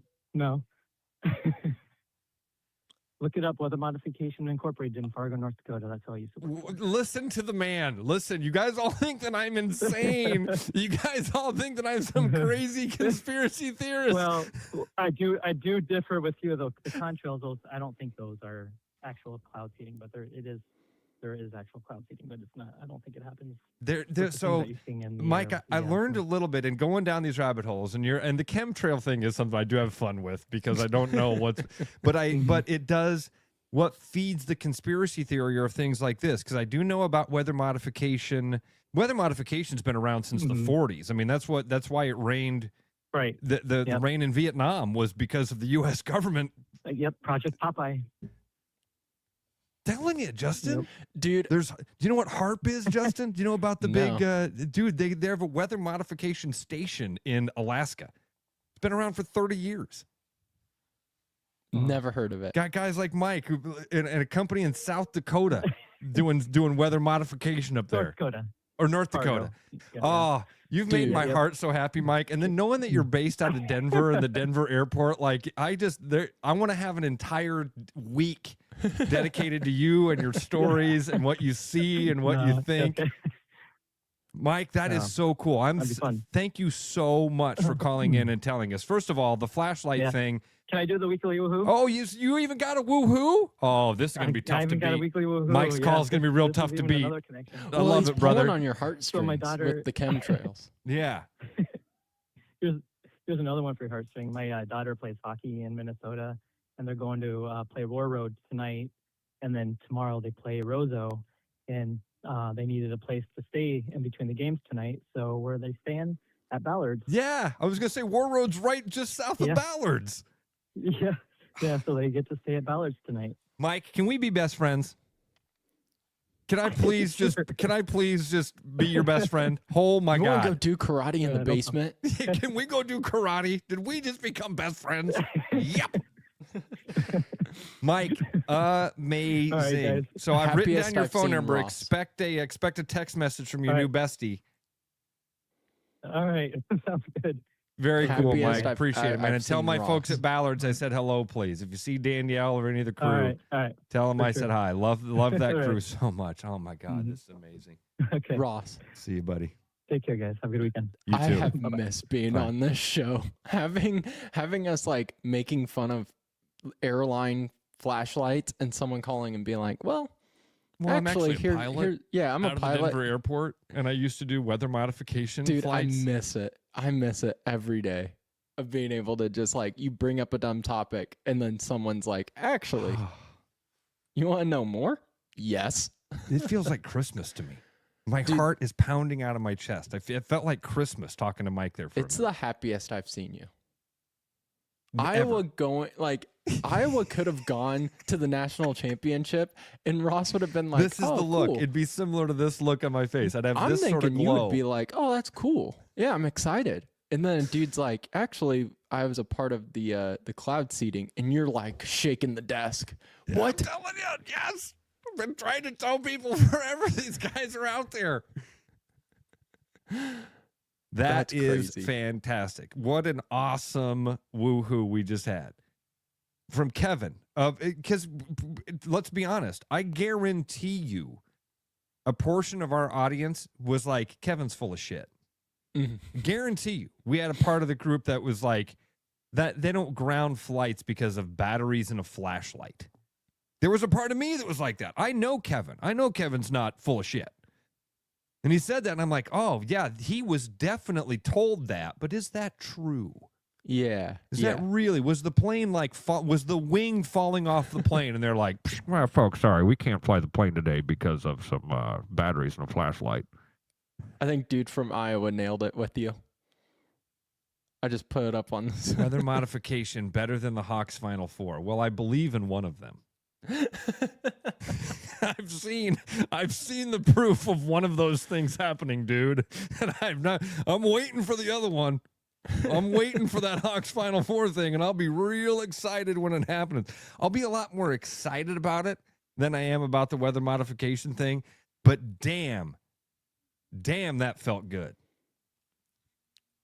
That's a win. That felt good. That's your woohoo. That big win. That's a big woohoo for me to have a guy actually call in and go, yeah, Ross, by the way, your conspiracy theory.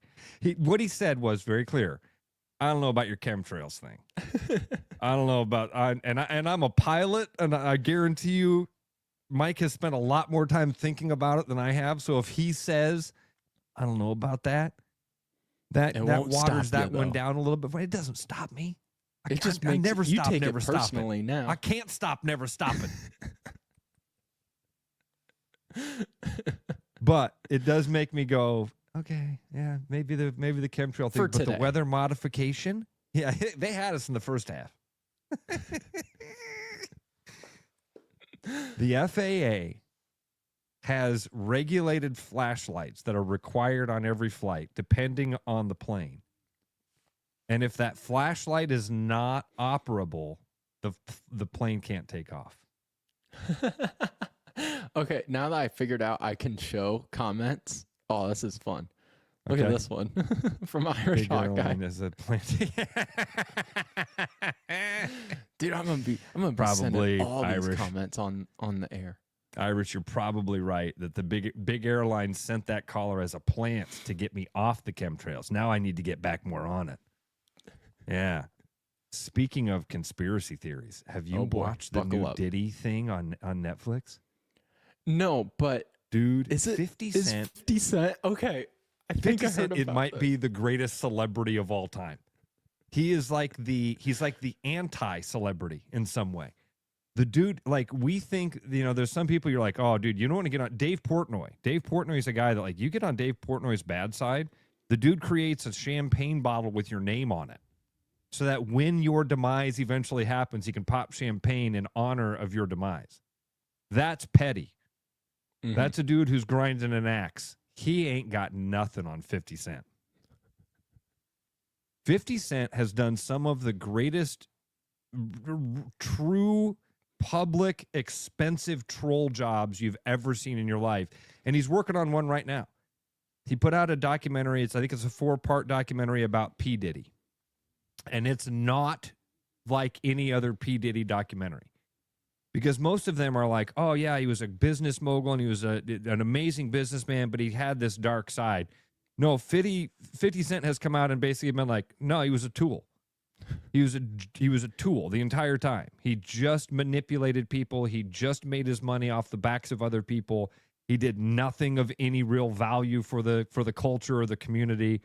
He just milked off people. Wasn't even that good of friends with Biggie. Like, And didn't he do like 50 plus interviews?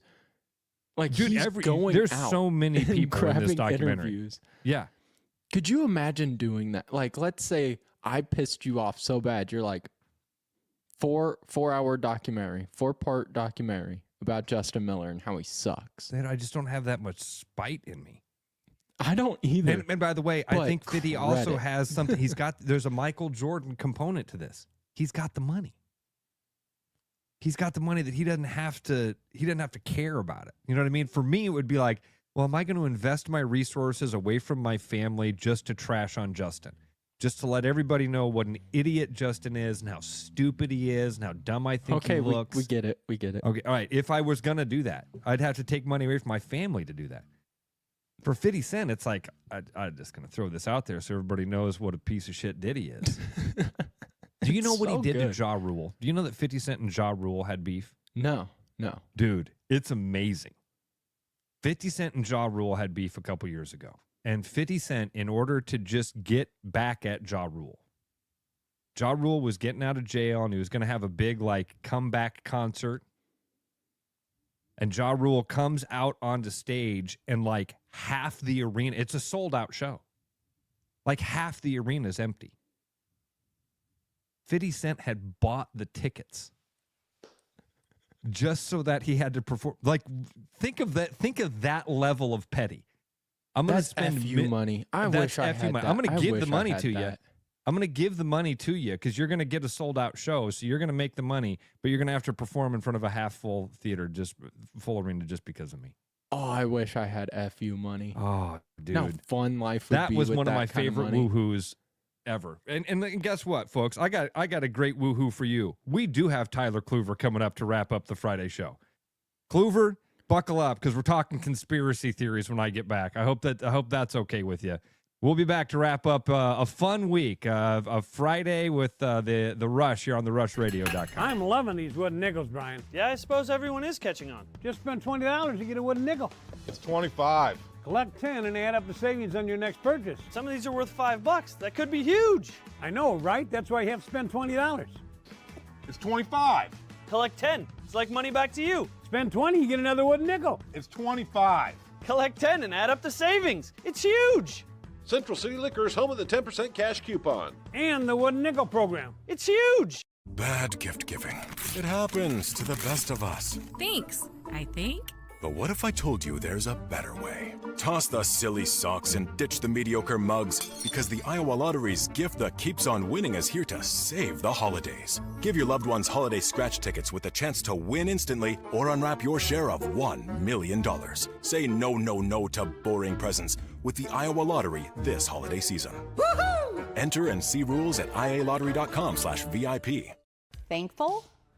More like tankful of gas in your new Nissan SUV. This November, we're giving thanks for you. At Willis Nissan, we're celebrating 0% financing and special model year closeout savings on our most popular Nissans. If you've been getting hungry for a new Pathfinder or Murano, there's never been a better time to scoop one onto your plate. So sit around our table or visit us online at willisnissan.com.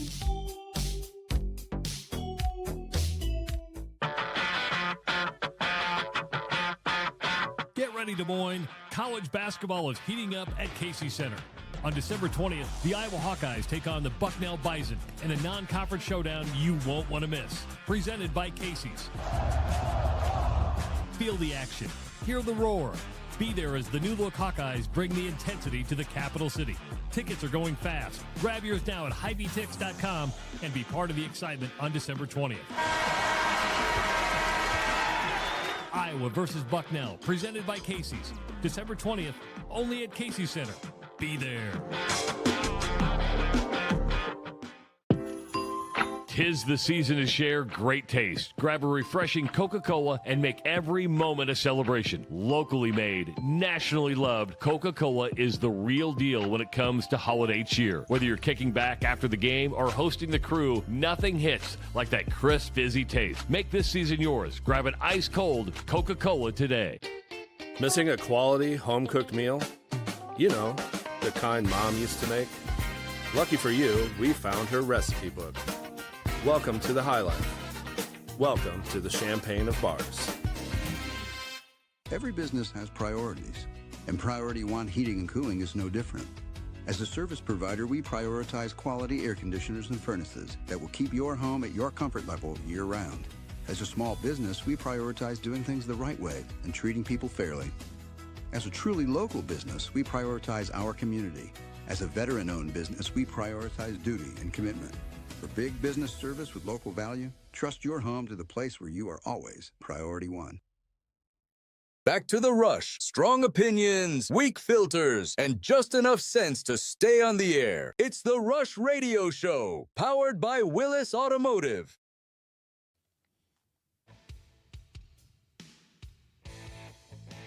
Wrapping up what has been a really fun Friday here in this last half hour. That last half hour might have been one of my favorite half hours of broadcasting ever. Fantastic. We got to hear, I mean, the boo-hoo sucks. My buddy Kevin going through that on a flight. Heartbreak. I've never had to do that. I've never had to board a plane and then get back off the plane. And it just seems like a I've missed a borderline flight. horrible experience. You've missed a flight? Yeah, because of my dad. It was when blame it on other people. I like that. Tyler Kluver's a guy that likes accountability. He doesn't like you blaming other people. You blame your dad for missing a flight? we were coming back from we're getting ready to leave for Des Moines, back from Seattle last year or 2 years ago from seeing the Seahawks. And we're getting ready to leave, and we didn't show up until like 7. Our flight leaves at 7:30. We show up at the airport. Have you ever flown before? Do you know how airports work? And the door was shut. We missed it. We showed up at 7:31 at the gate, and the door was shut. And so we had to wait like 9 hours. Kluver, what's your worst airline experience? 2021, my wife and I were visiting my grandparents out in Arizona, in Phoenix. And our flight was set to leave out at like 5:30 or 6 p.m. on the day that we were coming home. And it got delayed, Yeah. And it's like 9:30, 10 o'clock. That's a long time. And we were on the plane. Sorry, our pilots are out of hours or something like that, you know? Like, cause what rule is that? We get off the plane. There's no flights out. We sleep in the Phoenix airport. Oh, brutal. I sleep in the most fluorescent environment that you could ever. It's like some random, hallway connecting 2 terminals of the Phoenix airport. My wife is like, I don't think she slept a single minute. I maybe got like 90 minutes, and we left out of there at like, I don't know, 7:30 the next morning. Bad. But just that brutal feeling of didn't sleep all night. Oh, that's the worst. Yeah. Slept on my backpack. That was my pillow. Oh, really fun. Yeah. Really fun. I've had Loved medical emergencies on flights that were I had a guy die. That's the worst thing that ever happened to me on a flight. Was a dude 5 rows ahead of me OD'd. Oh, good. And it was a bad deal. Bad. I mean, the worst. Actually, I watched deal. a guy. I've seen someone be killed as well. Really? Yeah. My junior year in Iowa City. It was literally right next to the stadium. We were a teammate buddy and I were coming back from, I'll never forget it, human biology, on our mopeds. And we were turning right by the stadium to go and park at the facility would have been afternoon meetings or like evening meetings and dinner. And we roll up at a stoplight and watch a guy turn the corner on a moped. He was on a moped as well, and just get absolutely smacked by a car. Oh my God. And rolled underneath the car. And we didn't know at the time. So we had practice. Like we were 40 yards away when it happened. And we were just like, okay, we got to go, like get up, move on with this. And and then the next day, like there's a story about a guy. Yeah, there's a story in the paper about a guy who died in a Kluver. vehicle accident right by Kinnick Stadium. It was like, yeah, we watched that happen. I saw it happen with my eyes. Yeah, pretty crazy. When I see that teammate today, we're not like good. We don't really keep up. I saw him at the Oregon game. First time I've seen him in years. The first thing he said to me was, "Remember when we watched that guy die?" I was like, "Yeah." Yeah, there's life before that moment and life after that moment. It's something you don't. It was crazy. Oh man, I'm sorry you went through that, dude. That's I'm like I said when we had the conversation with Travis a couple weeks back, where I was like, yeah, I'm a little bit of a sociopath. I don't have a lot of empathy, or like I blocked that out pretty good. It doesn't good affect for me. you. That's good, dude. That's a healthy thing. I found the wrong websites early in 2007, where like my sensitivity to like gore and stuff was desensitized early on. So when I was a kid, there were these videos that went around before there were viral videos, before the internet was a thing. Yeah. You had these VHS cassettes that would float around. Oh, man. And sometimes the viral videos, the version of those versions of viral videos were kind of fun sometimes. Like there was one called Winnebago Man. And they ended up making a documentary about Winnebago Man. But when I was a kid, I remember you got this VHS tape from your dad's buddy. And your dad's buddy would be like, you guys should watch this. It's hilarious. And you would pop it in and not know what it was. Sometimes it was a Tim Allen stand-up comedy routine. Sure, yeah. Sometimes it was Winnebago Man, which was like this guy trying to sell Winnebagos, but it's the outtakes. of the guy making it's hysterical. That's incredible. Clover. But the one that I remember was this thing called Faces of Death. Do you guys, does that ring a bell to either one of you? Burger McChick actually just wrote it. He knew where I was going. I haven't seen it, no. Faces of Death was this VHS series that you'd get from you'd show up at a buddy's house and he'd be like, dude, you got to watch this video I got. And you'd pop it in and you'd be like, all right, what are we going to watch here? What's this going to be? And it would be, it could be 2 Girls, 1 Cup. It could be Faces of Death. Okay, I was going to say that the 2 Girls, 1 Cup is a part of all the videos that I found when I was in 7th grade. That'll do it to you. There's life before that, and there's life after that. And so the desensitivity, and I'm sure people listening that are of similar age are like, yeah, I could rattle off 10 videos, and I'm not going to because I don't want anybody to see them. Good for you. Good for you. And you don't want people to know that you saw it. Oh, I'm fine with people knowing I saw it. It probably explains a lot about me. Like Driftless Iowan, I think, has the best perspective here. Faces prepared me for Iraq. Yeah, dude. I don't think he's being silly. I really don't. It was, you basically watched home videos of people dying. Yeah. I remember wild. there was one. I watched somebody get beheaded over in the Middle East in one of them. It's crazy, dude. Yeah, 2 guys get chainsawed in half. Jesus. Yeah. I watched SpongeBob and Sports Center. I remember the first time I showed my best friend those videos in 7th or 8th grade, and he was like, dude, no. Like, get it off my, like, get it out of my brain. He was like considering not being friends with me immediately because I was showing it to him. And I was like, and it probably does explain a lot about me. Like, I'm pretty good with, nothing rattles me too much. It really prepared me to be a long snapper, actually. How? Okay, I gotta ask how. Keep your head down and focus on your job. Don't worry about the distractions. Special teams is 100% mental. Every guy that's in a special teams job has done that. He knows exactly what he's going to do. There's no uncertainty to what he has to go out on the field and do. He knows exactly. I'm going to snap the ball 14.5 yards. I need it about this high on the punter. I need to get up. It's that easy. It's all mental at that point. You've done it a million times. So I've got to other positions block out the video of the guys being chainsawed and so the distractions, the getting too rattled, the heart rate getting high, feeling nervous, feeling anxious. When I line up in 2014 and we're going against UNI, the David Johnson led UNI Panthers. Oh, buddy. And it's my first long snap of my career, and I'm probably underprepared at that point. And it's like, hey, you're the guy. And the 2 large, much more athletic defensive linemen on the punt return team across from me saying, let's see, what was it? They scout you. They know this is his first snap. This is the first, like I used to tell every time that our guys would go up against a freshman or a sophomore long snapper, I'd say, talk as much shit to him as you can. Because he doesn't know. He's there's no confidence there. So I get up against the UNI defensive line. It's UNI. Like we're up 10-0 or something by the time we punted for the first time. And these 2 guys are going, yeah, this little bitch right here. You don't want. I know you guys are. I know you guys are doing it on your own now, so I can cuss. Don't fuck up this game.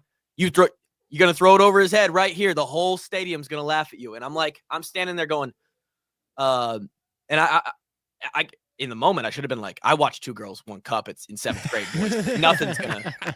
Nothing's gonna affect me right now. But in reality, like I was always built for that. I was always built for game time. I'm a big time like clutch. Anything like if we're playing bags or like anything, I'm always a game time guy. And there was in recruiting, I had a moment like that where I was at the Minnesota camp. Jerry Kill was still the coach for Minnesota. Oh yeah. And they really wanted me. Like if they had a scholarship, they would have given it to me. They just didn't. Outside of like Iowa, that was probably the other place that showed the most interest. And at their camp in the summer, I had the best day snapping of my life. And I know you're like, what's determined? I love that you say stuff like that, Tyler, because there are a lot of people that are like, you have good days and bad days. Oh God, yeah. I compared it the other day. It's like a shooting day. It's like a shooter goes out, Steph Curry goes out and he's like on fire. He hits 50-60% from 3-pointer and you're like, yeah, he's a GOAT. I had a Steph Curry day in Minneapolis, Minnesota in 2012. And To the point where like they singled me out from 40 other long snappers there, had one of their young assistant coaches acting as a D-line rush on me as I was snapping to their current punter in front of the rest of the camp. It was just me. Everybody, they were essentially telling the rest of the camp, hey, you're our guy. You won. You did it. We want to now put you in the fight, like the pressure cooker, and see how well you handle pressure. Like, can we rattle you?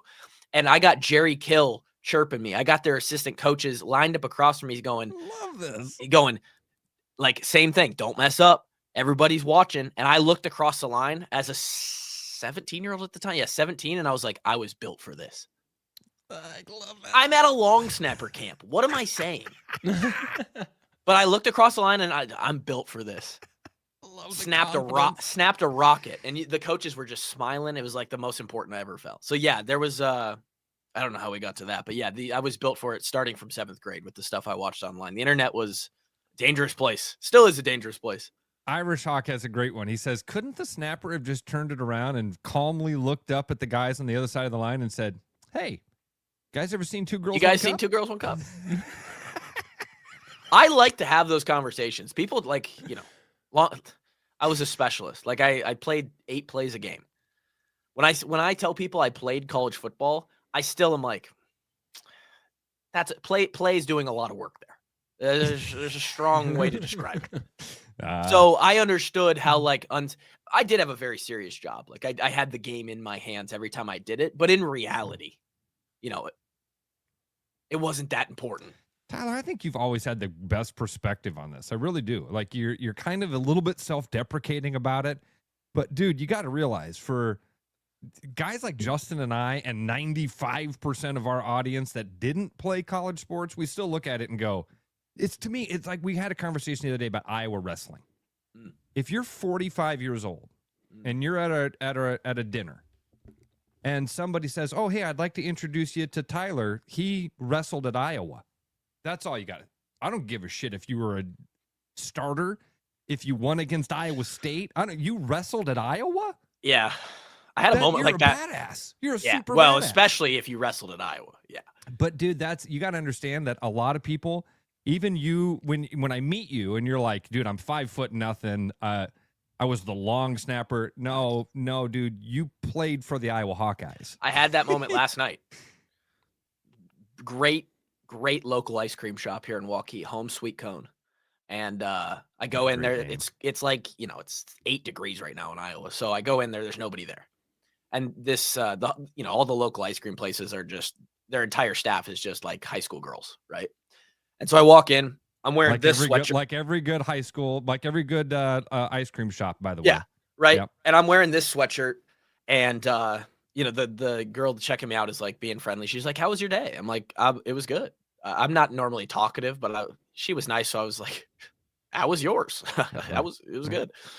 And she's like, oh, it was good. Like, what did you do today? And I was like, it was a Wednesday. I worked. She's like, oh, where do you work? I was like, oh boy, here we go. So I do a podcast. I played football for Iowa long time ago, and their eyes, just light up, and I'm like, here we go. God damn it. What position did you trainer? What position did you play? Long snapper. Do you know what that is? Yeah, like on the on the kicks and I was like, yeah. And the other girl comes around the corner and she goes to Dowling. The other one goes to Northwest. And she's like, wait, you started? And I was like, Jesus, this is not. Dude, no. Yes. But it is funny to me how other people, you immediately hear you played for Iowa, and I don't know, maybe it is very easy to take for granted that because, once I got there and I started and I know all these people, they start asking, Cooper DeJean? Do you know who's the guy on the 49ers? I was like, George Kittle. Yeah, he's awesome. Yeah, I was texting him yesterday. So it's this thing where it's very, I'm desensitized to the athlete world now because I know a lot of them. It is cool. I promise I just got lucky and somebody Dude, let me in the door. Again, you've got the right perspective on it. Speaking of college football, though, what are your thoughts on What are your thoughts on the Penn State job? Is probably where I should start with this, because rumors last night, obviously, that Matt Campbell is now their latest, maybe fourth. I would love to know the actual targets. I want to know hear from Pat Kraft who they legitimately saw. They won't. I mean, whoever they land on, it was their first choice. Right. Well, whoever they hire, we had him in the targets the whole time. These other guys, they just played us for salaries. I think this might be the one time where they can be like, we missed a couple times. You know, they should. They should, but they won't. They'll come out and say. And then, by the way, here's the other thing that will happen, Tyler. Fans will repeat whatever they're told. When Penn State comes out and says, "Oh yeah, Justin Miller, he was our target the entire time. We saw his Madden Justin might be a good option at this point.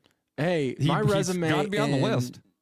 College football 25 is pretty crazy. I mean, Drake won the national title 3 straight times with that's me incredible. I mean, what a rebuild there. Exactly right. Yeah, it's a crazy situation. It's unbelievable that a blue blood like Penn State can't find a coach. You brought up a great point. I was watching earlier, Ross, because I was trying to figure out if you guys were expecting me or not, and I was like, I don't want to step in if they don't want me. But I love that you're here. Thank you, dude. And again, anytime that you pop up on the thing, I'm going to be like, "Oh, Kluver's here." Cool. I'll come every Friday for the whole year if you want. But I plan on it if you want. But you were talking about how the Penn State opening has made other people $300 million or whatever, or maybe Travis. It's crazy. Yeah. I mentioned that. I saw a stat last night that was wild. That it's a leverage point. Yeah. And I think they're just going to end up hiring Terry Smith because it's like, hey, he was on staff. The players there's been some support, on social media for Terry Smith, and it's the easy one, and he's already there, right? You don't have to get him to come from somewhere else. I think Matt Campbell would be an incredible hire. What Matt Campbell has done at Iowa State. I know people look at the record and they're like, he's won 55-60% of his games at Iowa State. Yeah. That's the thing. It's at Iowa State. He's brought in incredible talent. Look at the NFL guys that he's got an eye for. He has he's had one quarterback, Kluver, that he really, you could say, he missed on, and that was back with Jacob Park. He's the only quarterback that he's had that was going to be his starting quarterback that you could look at and go, was this guy a Big 12 big-time quarterback? Every other one is dynamic. You can go down the line with the statistics. The NFL production, I mean, 15 years ago when I came into the program at Iowa, there was 35 Hawkeyes in the NFL, 3 Cyclones. Now it's like the Cyclone, there's 20-ish guys. There's 20-plus 3 guys. Cyclones in the Texans wide receiver room. Right. Yeah, they're just the Houston Cyclones. So the heights that he's taken them, not that it's national championship level, and you guys hashed out the whole conversation. Iowa State is never going to win a national championship. They're historically one of the worst college football programs. Although, hey, Indiana, Vandy, and Iowa State right now, the 3 worst college football programs of all time, they're having a moment, right? Yes, they are. They're having a moment. Everything comes back around. It's all cyclical. But you're never going to be – your ceiling at Iowa State, it doesn't matter if you bring in Lombardi from the dead, right? You're going to fight for a Big 12 championship, which you are positioned well for. You're one of the top 3 or 4 teams every year probably for that. If you win that championship, you're in, right? Yep. And the ceiling of the program is we might, in a perfect year, be able to win a playoff game. Yeah. And I think you're right now. That's absolutely fair, Tyler. Could that change in 10 years? It could, like we've seen with programs like Duke football. Things do change faster now, but I think you're right. And so Matt Campbell, he's got, you said it, like, what more does he have to do? Maybe make the playoff and maybe win a game. But if he has, and all these coaches do, if they have that top of the mountain aspiration, Penn State's one of those places. So personally, hot take, I want Matt Campbell to stay at Iowa State and prove that the Kirk Ferentzes of the world are not dead yet. For the state of Iowa, what he's done, and I understand this is coming from a Hawkeye. No, I love it. We want the state to be looked at in a positive light. we want that reputation better and better and more. And if nationally, if we can have Iowa and Iowa State relevant, that's what we want. In-state talent, it goes all the way to the bottom. Kids want to play football more. They want to play for the in-state schools. We keep more talent home. And by the way, Tyler, as a Hawkeye fan, competition's always a good thing. We always wanted Iowa. We begged for years for the Iowa State game to matter, and now everybody on the Iowa side's like, well, now they're too good. We don't want to lose 3 of the last 4, right? So it's like Matt Campbell is, and he really does seem like that kind of guy too.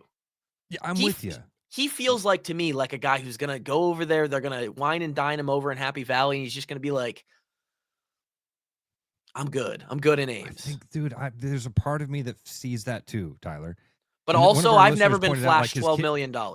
That's another good point. And if you flash me $12 million, I'd coach the Japan Ninjas. I would do a lot of unspeakable things. I do a lot of things that I don't want to admit in front of people. I'd make videos that went on Faces of Death for $12 million. For less than that, $12,000 probably at this point. So, I can't speak for someone who's like, but I don't know what Matt Campbell makes. What does he make? $5 million, $6 million a year? He's sure in that range. I would. At that point, it's also like, you've already made in Ames, Iowa, probably enough. Yeah, you're the richest guy in town. Yeah, I mean, what's more money gonna do? I'm with Jamie Pollard. If I am Jamie Pollard, and I do think that's part of the sales pitch. Your family is here. You're established here, dude. A couple more years, they're gonna want to put a freaking statue of you. There will be a statue. Stadium. Yeah. Yes, like just hang out with us for a little while. Help us get to that mountaintop that you just described. That mountaintop that you were, again, 3 months ago, you were so close to it. So close to what we all agree right now. And he can always be close because of what the Big 12 is. Yes. There's no power in the Big 12. BYU trying to be. Going to Crumble might take them to the top, Right. They're going to be on a mountain of cookies. Isn't that amazing? Mountain of crappy cookies. But, which that's another conversation. We're going to have to talk about it because I got a couple flavors that are worthy. But stop it. You're a health nut. You can't do that to me. No, dude. Kentucky butter cake? Look at this guy. Take BYU and Kalani Sitake to the top, baby. He should leverage it, though. A smart guy is going to leverage that. So taking the meetings, the interviews. Hey, Jamie, I could use an extra $1 million. I could use a little more. And Iowa State doesn't have any money, so I don't know what they're going to do about that, but that isn't my problem. Tyler, thanks so much for joining us on Friday, dude. We'll look forward to this. Yeah, this is a fun conversation. It's always a lot of fun. I love your perspective on stuff. Thank you so much. No problem. Justin, thanks for helping me wrap up this week, and we'll look forward to a fun week next week, man. We were going to get after it. I've got so much stuff that we didn't even touch on today. We didn't talk about Iowa State playing the #1 team in the country. That's listen. Monday we're gonna have a lot of time to break down that game, break down the Iowa game. You and I and Drake will have both been in action, and we'll get more information about the Jordan-NASCAR lawsuit fun that's happening there. Maybe we'll even hear more about chemtrails next week. We'll see you on Monday, folks. Thanks a lot for a fun week here on The Rush and TheRushRadio.com. I'm loving these wooden nickels, Brian. Yeah, I suppose everyone is catching on. Just spend $20 to get a wooden nickel. It's 25. Collect 10 and add up the savings on your next purchase. Some of these are worth $5. That could be huge. I know, right? That's why you have to spend $20. It's 25. Collect 10. It's like money back to you. Spend 20, you get another wooden nickel. It's 25. Collect 10 and add up the savings. It's huge. Central City Liquors, home of the 10% cash coupon. And the wooden nickel program. It's huge. Bad gift giving. It happens to the best of us. Thanks, I think. But what if I told you there's a better way? Toss the silly socks and ditch the mediocre mugs, because the Iowa Lottery's gift that keeps on winning is here to save the holidays. Give your loved ones holiday scratch tickets with the chance to win instantly or unwrap your share of $1 million. Say no, no, no to boring presents with the Iowa Lottery this holiday season. Woohoo! Enter and see rules at ialottery.com/VIP. Thankful? More like tankful of gas in your new Nissan SUV. This November, we're giving thanks for you. At Willis Nissan, we're celebrating 0% financing and special model year closeout savings on our most popular Nissans. If you've been getting hungry for a new Pathfinder or Murano, there's never been a better time to scoop one onto your plate. So sit around our table or visit us online at willisnissan.com.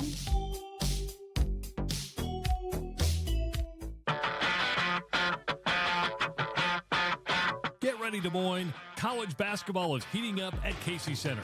On December 20th, the Iowa Hawkeyes take on the Bucknell Bison in a non-conference showdown you won't want to miss. Presented by Casey's. Feel the action. Hear the roar. Be there as the new-look Hawkeyes bring the intensity to the capital city. Tickets are going fast. Grab yours now at HighBTix.com and be part of the excitement on December 20th. Iowa versus Bucknell, presented by Casey's. December 20th, only at Casey Center. Be there. 'Tis the season to share great taste. Grab a refreshing Coca-Cola and make every moment a celebration. Locally made, nationally loved, Coca-Cola is the real deal when it comes to holiday cheer. Whether you're kicking back after the game or hosting the crew, nothing hits like that crisp, fizzy taste. Make this season yours. Grab an ice-cold Coca-Cola today. Missing a quality home-cooked meal? You know, the kind Mom used to make? Lucky for you, we found her recipe book. Welcome to the High Life. Welcome to the champagne of bars. Every business has priorities, and Priority One Heating and Cooling is no different. As a service provider, we prioritize quality air conditioners and furnaces that will keep your home at your comfort level year-round. As a small business, we prioritize doing things the right way and treating people fairly. As a truly local business, we prioritize our community. As a veteran-owned business, we prioritize duty and commitment. For big business service with local value, trust your home to the place where you are always Priority One. Back to the rush. Strong opinions, weak filters, and just enough sense to stay on the air. It's the Rush Radio Show, powered by Willis Automotive.